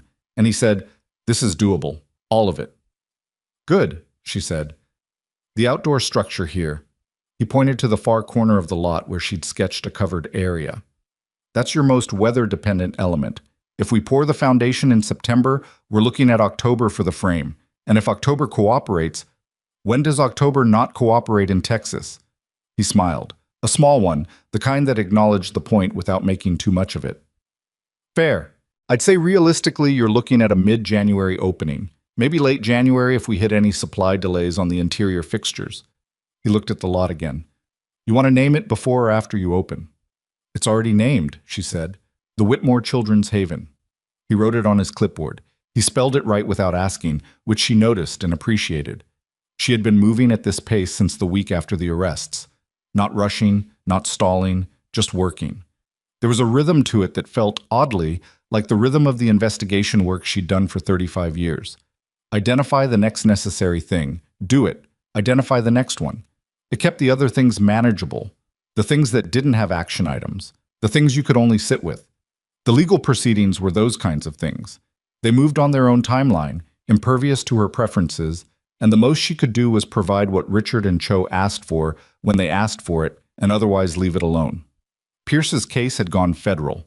His attorney had entered a not guilty plea, which Cho said was expected, and which would ultimately mean nothing given the documentation, the call records, the pattern evidence from San Antonio and Oklahoma City, and Caleb's testimony. The federal machinery was slow but thorough, and Cho had explained in their last call that thoroughness was what mattered here. That a case against a man who had built his career on staying one layer removed required the kind of thorough that juries found irrefutable. Vanessa had, after 3 weeks of her attorney constructing a version of events in which she was peripheral and deceived, been confronted with the call records between her and Pierce, 47 calls in the 60 days before the arrests, including 2 that had occurred after Evelyn's call to her and before the federal warrants, calls in which both parties discussed the frozen account and what to do about it in terms that were, Cho said, about as explicit as it got. Her attorney had advised her to change her plea. She had spent another week deciding and then done it, which meant her cooperation agreement was now on the table and her sentencing would reflect it. Caleb had cooperated fully from the beginning. His statements had been recorded over 3 sessions. Richard had sat in on all 3 at Caleb's request, not in any official capacity, just present, because Caleb had asked if Richard could be there and Richard had agreed. Evelyn had not asked what was said in those sessions. She had the right to access the statements as the primary victim in the case, and she had chosen not to read them yet. She wasn't ready. She knew she wasn't ready, and she wasn't pretending otherwise. What she knew from Richard was that Caleb had been recruited through Vanessa, that the recruitment had been gradual, 6 months of a relationship that felt like love, and was partly something else, partly the deliberate cultivation of a person's trust and loyalty and financial access by someone who had been taught to do exactly that by someone older and more experienced. Richard had said carefully that Caleb's statements suggested he had genuinely believed, at some level, that what he was doing was a version of protecting Evelyn from herself. That Vanessa had spent months building an argument, patient, incremental, woven into ordinary conversation, that Evelyn was declining, that the money would be lost eventually to bad decisions or to the state, that taking control of it now was the responsible choice. It was one of the oldest techniques in financial fraud. Evelyn had seen it in her working years more times than she could count. The gradual reframing of theft as stewardship, the slow construction of a story in which the person being stolen from was positioned as a liability and the thief as a necessary correction. It worked best on people who already had some ambivalence about the person they were stealing from. It worked best when there was a real relationship to contaminate. She sat with all of that. She sat with the fact that Caleb had been both a perpetrator and a victim, that both of those things were completely true at the same time, and that the coexistence of them did not resolve into something clean no matter how long she looked at it. She also sat with the fact that none of it changed what he had done, that understanding why someone hurt you did not obligate you to pretend they hadn't, that you could hold both, the explanation and the wound, without letting either one cancel the other. That was the thing she had been working out, slowly, over the weeks since the arrests. Not in conversation. Mostly in the garden, in the early mornings before the heat made it unpleasant to be outside, weeding around Harold's roses, and thinking about the difference between forgiveness as a concept and forgiveness as something you actually did with your body and your daily life. She wasn't there yet. She was honest about that. She was somewhere before it, in the territory of understanding without having resolved anything. Some days that felt like enough. Some days it didn't. One morning in late August, 6 weeks after the arrests, and 3 days after Bert Halsey broke ground on the Crane Street lot, Evelyn's phone rang at 8:15. She looked at the screen. Caleb. He was calling from a number she didn't recognize, not his old cell number. She would find out later it was a phone provided through the facility where he was being held on conditional release pending his sentencing hearing. She hadn't known he had calling privileges. She hadn't thought to ask. She stood in her kitchen with the phone ringing in her hand and thought about not answering. It was a real consideration, not a reflexive one. She thought it through. What answering would mean, what not answering would mean, whether she was ready. She answered on the 4th ring. Grandma? His voice was different than it had been in their last real conversation, stripped of the managed quality, the performance of normalcy. What was left sounded like someone who was exhausted and trying to be honest and wasn't sure how to do both at once. Thank you for picking up. Caleb? A silence. Not uncomfortable exactly. More like the silence of 2 people who have too much to say and are trying to figure out where to begin and discovering there is no logical beginning. I read what you told my attorney, he said. What you said about believing that I was recruited, that I was manipulated. Another pause. I've been thinking about that for 6 weeks. What have you been thinking? That it doesn't... He stopped. She could hear him working through the sentence in real time, the way someone works through something they've rehearsed and is now discovering the rehearsal wasn't quite right. It doesn't make it okay. I know that. I knew what I was doing was wrong. I told myself stories about it, but I knew. He exhaled. I wanted you to know that I know that I'm not using it as an excuse. I know you're not, she said.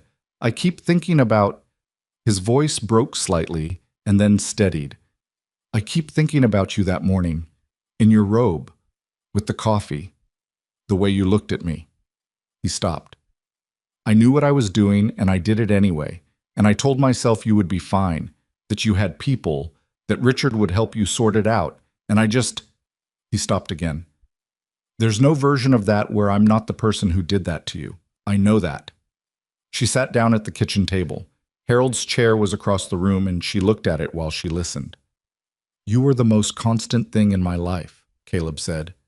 You were the thing that didn't change. After Mom and Dad, you were just there. You were always just there. His voice was unsteady in the way voices get when someone is saying true things they haven't said before. He couldn't finish it. Caleb. She kept her voice steady, not because she didn't feel anything. She felt considerable things, stacked up against each other in ways she hadn't sorted, but because he needed steadiness from her right now more than he needed her to fall apart alongside him. I know. I'm sorry. I know that's... He made a sound that was almost a laugh and wasn't. I know that's not enough. I know it doesn't... It's not enough, she said. You're right about that. It's also real, and I can tell the difference.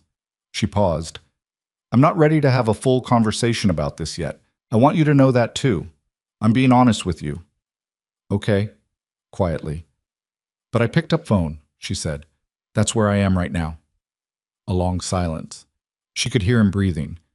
The community center, he said finally. Richard told me that you're building it. We broke ground 3 days ago.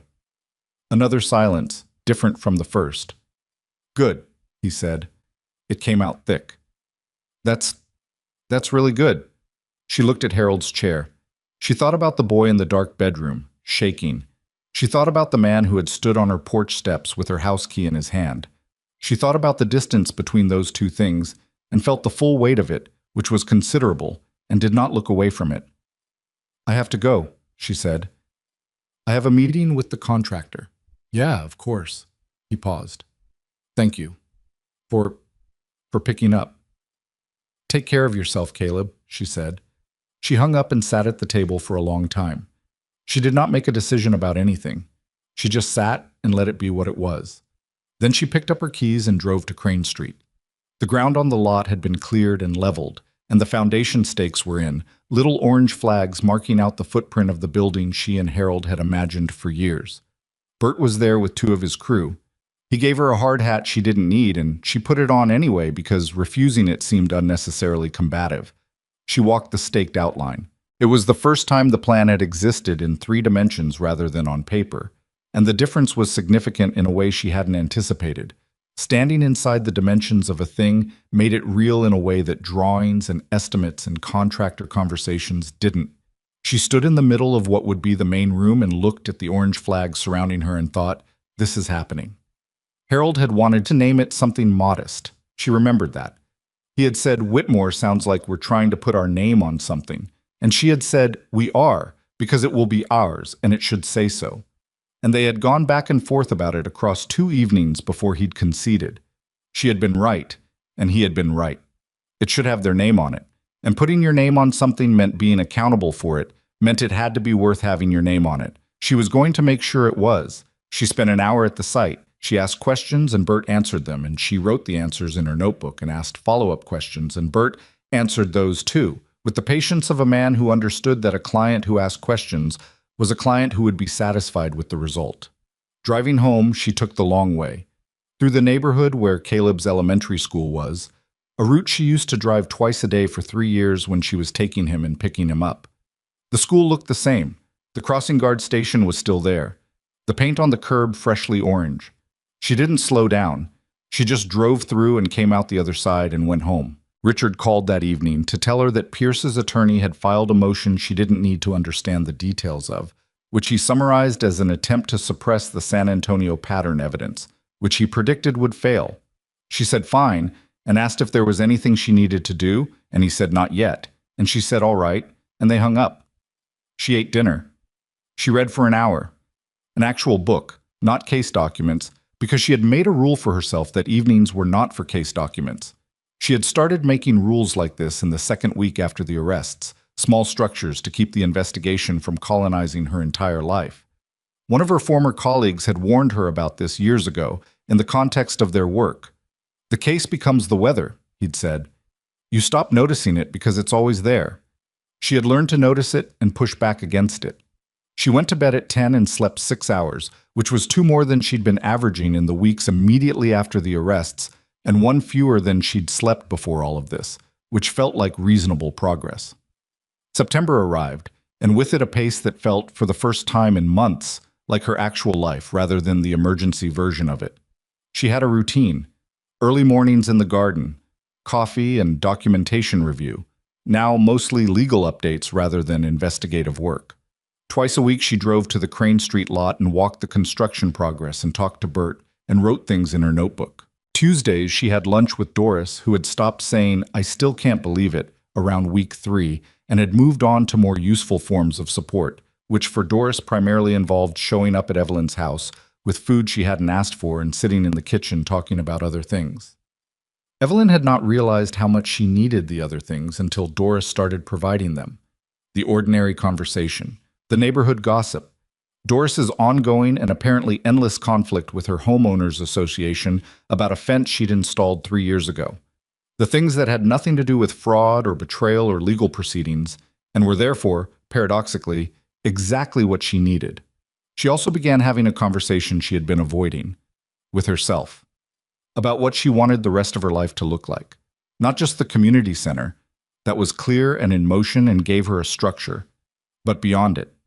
The larger question of what a person does after the thing that was going to consume them for a year has consumed them and is now in the hands of prosecutors and judges and is no longer primarily hers to manage.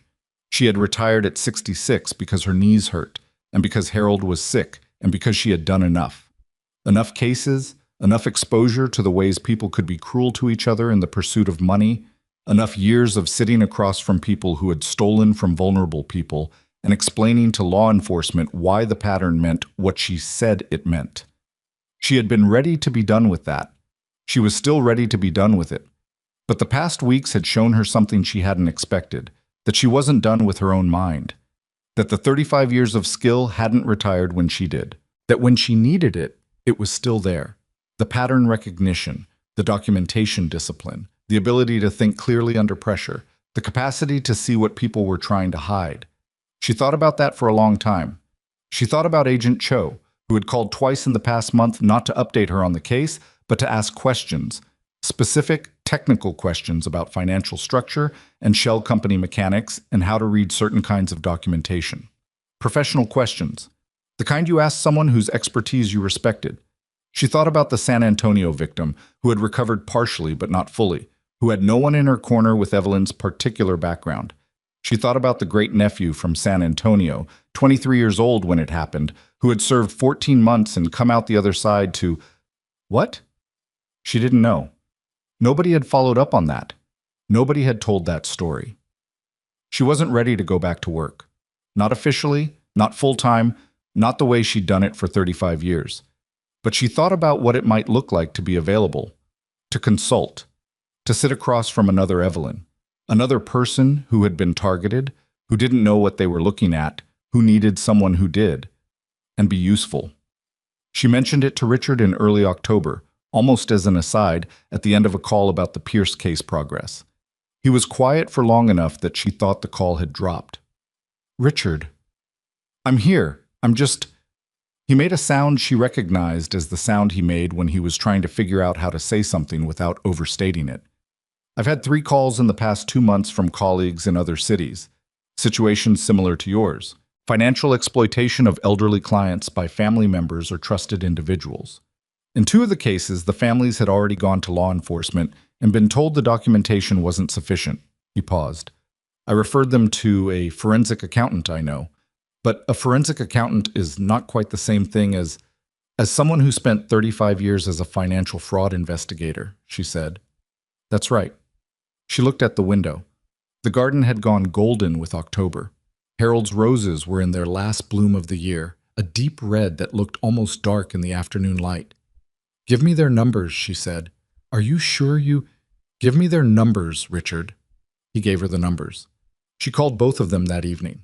One was a daughter in Dallas whose 80-year-old mother had been defrauded by a caregiver. One was a man in Austin whose brother had been working with an unscrupulous financial advisor. She listened to both of them for a long time before she said anything. She asked specific questions. She asked about documentation, about access, about timelines, about what had already been reported to whom. She wrote things in her notebook. At the end of both calls, she told them what she could see in the picture they'd described, what the likely next steps were, what evidence would matter and what wouldn't, who to call and in what order. She told them she wasn't their attorney and wasn't representing them in any official capacity. She told them she was a retired financial fraud investigator who had recently been through something similar and who could help them understand what they were looking at. Both of them cried, not dramatically. Just the quiet, released way people cry when someone has finally explained to them what is happening in language they can understand. She didn't know what to make of herself in those moments. She wasn't sentimental about it. She was practical. She had a skill and it was useful and she was using it. But she also felt, in the quiet after those calls, something that she hadn't expected to feel again.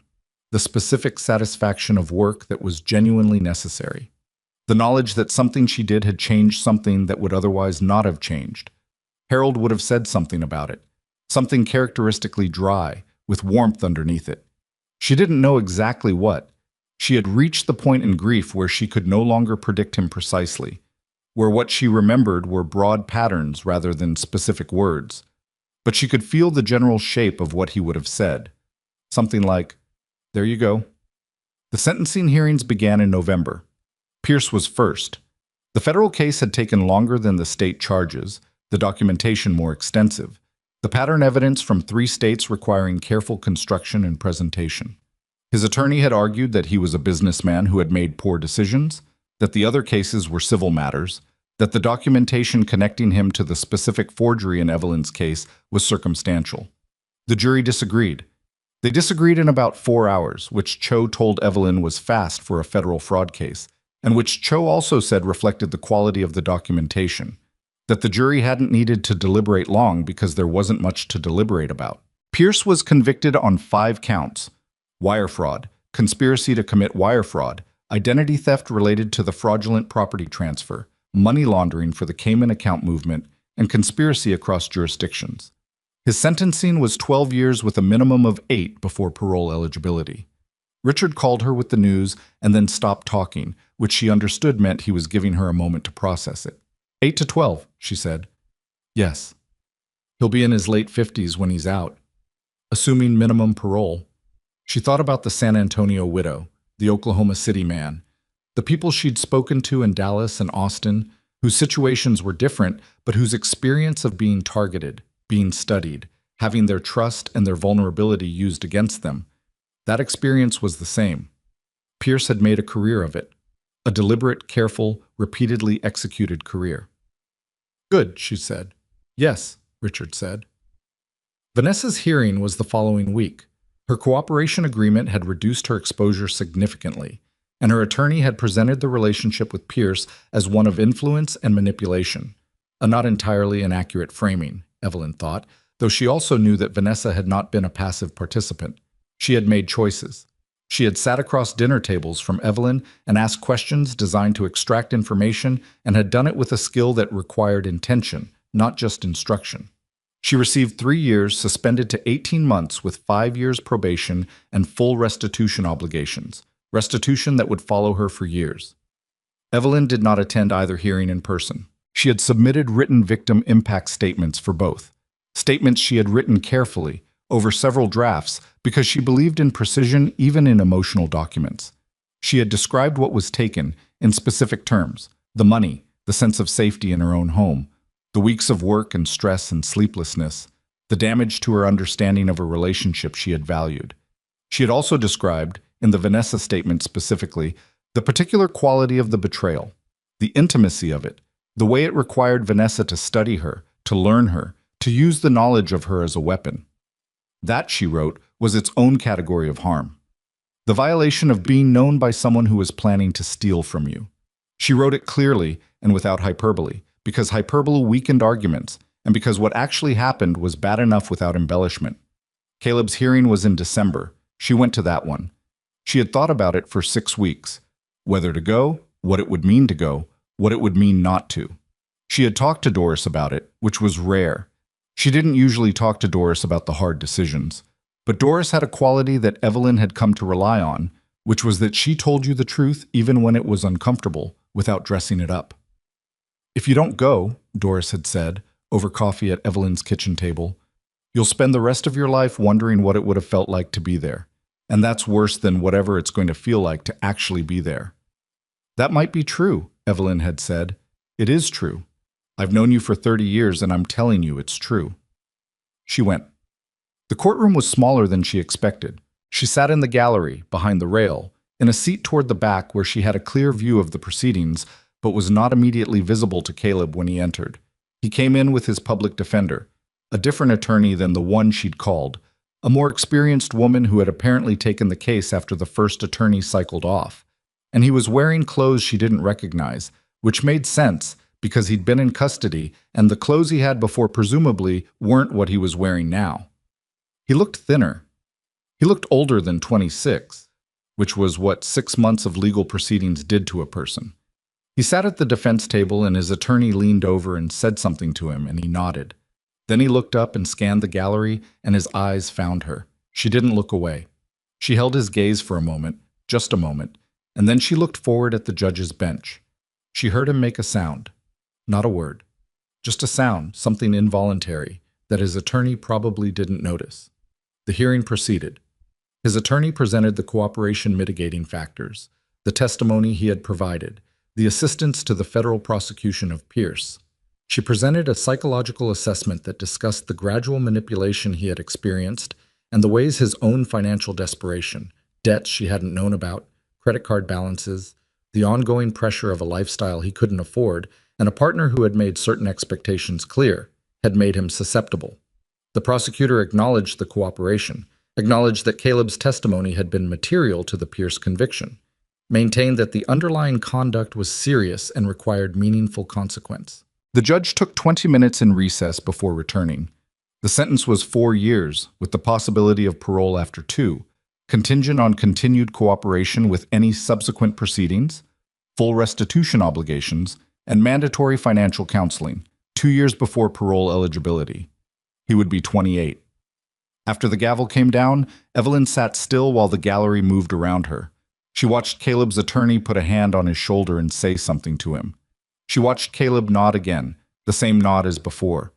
The nod of someone who is processing something too large to process in real time.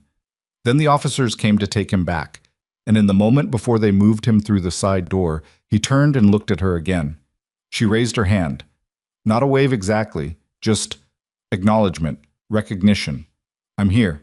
I see you. He saw it. She could tell he saw it because something in his face, the controlled, managed tightness of it, moved. Just slightly. Just enough. Then he was through the door and she was looking at a wall. She sat in the empty gallery for a few minutes after everyone else had left. The courtroom was the specific kind of quiet that large institutional rooms have when the people are gone. The quiet of a place that processes difficult things all day long and is entirely accustomed to it.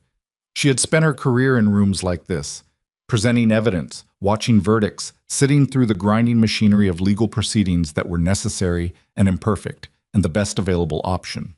She stood up. She put on her coat. She walked out into the December cold, which in Texas was more suggestion than fact. 52 degrees, overcast, a thin wind that couldn't quite commit to being meaningful. Richard was waiting outside on the steps. She had asked him to come, but told him she didn't need him inside, which he had accepted without argument because he was Richard, and he understood what she needed without requiring explanation. He looked at her face when she came out and said nothing, which was the correct thing. They walked to his car. She got in the passenger seat, he got in the driver's seat, and didn't start the engine immediately, and she looked at the courthouse building through the windshield. "Are you all right?" he said. "Yes," she said. "In the way that means not completely, but I will be." That's usually what it means. He started the car. She looked out the window as they pulled away from the courthouse, the street, the other buildings. A woman walking a very small dog who was pulling at the leash with tremendous conviction despite weighing perhaps 7 pounds. Ordinary things. The world going on around the machinery of consequence, indifferent to it, carrying its own business forward. She thought about Harold's roses, which had gone dormant for winter but would come back. She thought about the Crane Street lot, where the foundation had been poured and the framing had started, and Bert had texted her a photo that morning of the first walls going up. She thought about the people in Dallas and Austin, whose situations she had helped make sense of, and the 2 other calls she'd gotten that week that she hadn't returned yet. She thought about the things that remained to be done, which were considerable, and the time she had to do them, which was uncertain in the way time was always uncertain, but felt, for the first time since the morning she opened her banking app and saw zeros, sufficient. "Richard," she said. "Yes, I want to set up a formal consulting structure. What I've been doing informally, the calls, the referrals from your colleagues.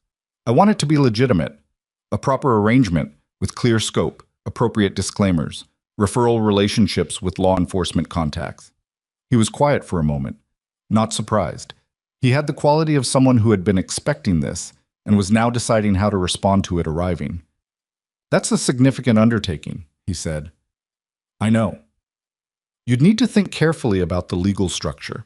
Whether you're functioning as an expert consultant, an investigative resource, a victim advocate, those have different implications." "I know. I want you to help me figure that out." "I can do that." A pause. "What are you going to call it?" She hadn't thought about that yet. She looked out the window at the passing street. A school. A small park with no one in it in the cold. A hardware store with a hand-painted sign. "I don't know yet," she said. "Something straightforward. Something that says what it actually does." That narrows it considerably. She almost smiled. It does. The community center opened on the 3rd Saturday in February. It was not a grand opening. Evelyn did not believe in grand openings. They attracted attention to the opening instead of the purpose, and the purpose was what mattered. There was no ribbon cutting, no local media, no speeches. There was Bert Halsey, who had showed up anyway and stood near the back with his clipboard out of pure habit. There was Richard, who had brought his wife, whom Evelyn liked considerably. There was Doris, who had brought the sweet potato casserole she always brought to significant events and which nobody had asked her to bring, and which everyone was glad she had. There were, by 2 in the afternoon, 31 children. Some of them came with parents, some with older siblings, some alone. 2 of the alone ones were siblings, maybe 8 and 11, who stood in the doorway for a long time before coming in, and when they did, they went directly to the bookshelf in the corner and started pulling books out and showing each other things with the quiet intensity of people who have spent a long time being careful about showing enthusiasm. Evelyn stood at the back of the main room and watched. This was the thing she had not been able to picture from the drawings and the estimates and the contractor conversations. Not the building, which she had always been able to picture, but what it would look and feel like when children were inside it. The particular energy of it. The specific noise. The way a room changed when it was being used for its actual purpose.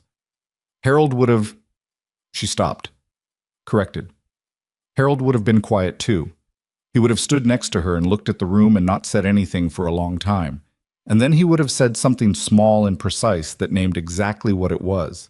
She named it herself, in her head, because she had been practicing this for 4 years. The work of carrying forward the things he would have said when he couldn't say them. There it is, she thought. There's the thing. Doris appeared at her elbow with a plate of casserole. "You're going to eat this," Doris said. "I'm going to eat that," Evelyn agreed. She ate it standing up, watching the room. The 2 siblings at the bookshelf had been joined by a 3rd child, a girl maybe 9 years old who had apparently made friends with them in the preceding 20 minutes with the unself-conscious efficiency of children who understand that time is best used rather than deliberated over. One of the staff members, a 24-year-old named Priya, who had come to her through a social work program at the university and who had the specific quality of someone who had chosen her work rather than fallen into it, was at the far side of the room helping a small boy work through something on one of the activity tables.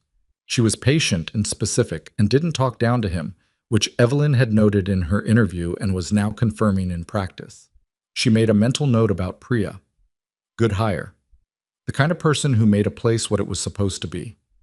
Outside, through the windows, the February light was thin and pale, not warm but present, the light of a season in the process of becoming something else. The roses on Crane Street didn't have roses, obviously, but there were 2 trees in the yard that Bert had planted as part of the landscaping, small now, branches bare in the winter, root systems just beginning to establish themselves in the ground. "Give them a year," Bert had said. "By next spring, they'll look like they were always there." Evelyn had thought about that for a while after he said it.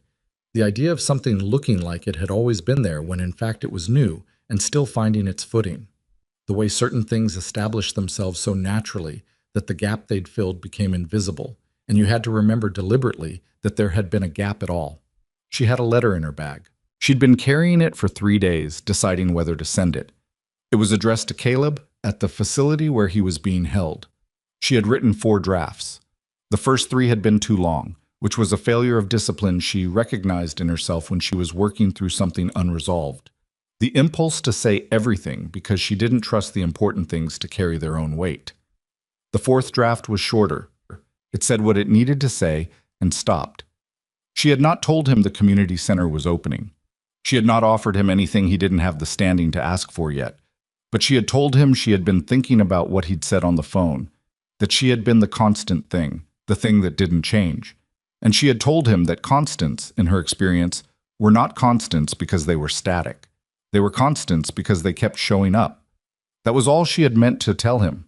She had written it plainly and stopped. She reached into her bag. She had bought a stamp at the post office 3 days ago and affixed it to the envelope and then carried the letter around for 3 days because she wasn't ready. She was ready now.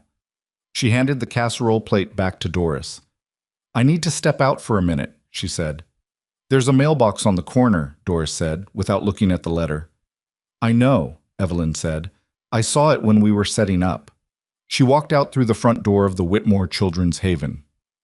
The cold air was thin and immediate. She could hear the noise of the room behind her, voices, the scrape of chairs, someone laughing at something. And then it softened as the door swung shut, and she was on the sidewalk in the quiet. She walked to the corner. She stood at the mailbox with the letter in her hand. There were things she might have done differently. She knew that. She had been through them. Not obsessively, not in the way that corrodes you, but honestly. The moments where closer attention might have mattered. The trust she'd extended and shouldn't have, or should have extended differently, with clearer structures around it. The long years of raising a child and not knowing, until it was tested, what had actually taken hold and what had passed through. You didn't get to know in advance. That was the thing nobody told you. That love was not a guarantee, that care was not a guarantee, that doing your best was not a guarantee of anything except that you had done your best. The outcome was its own thing, separate, shaped by forces you hadn't controlled and couldn't have. She had done her best. She was doing her best now. She would continue. She put the letter in the mailbox. She stood there for a moment longer. The street was quiet. Somewhere behind her, muffled by distance and walls, 31 children were inside a building that had Harold's name on it, finding whatever it was they needed to find. She turned and walked back. The door opened and the noise came back, warm and immediate and real, the particular noise of a room being used for its purpose. She walked in. There was work to do, and she intended to do it, and she was, in the precise and unembellished way that was available to her, ready.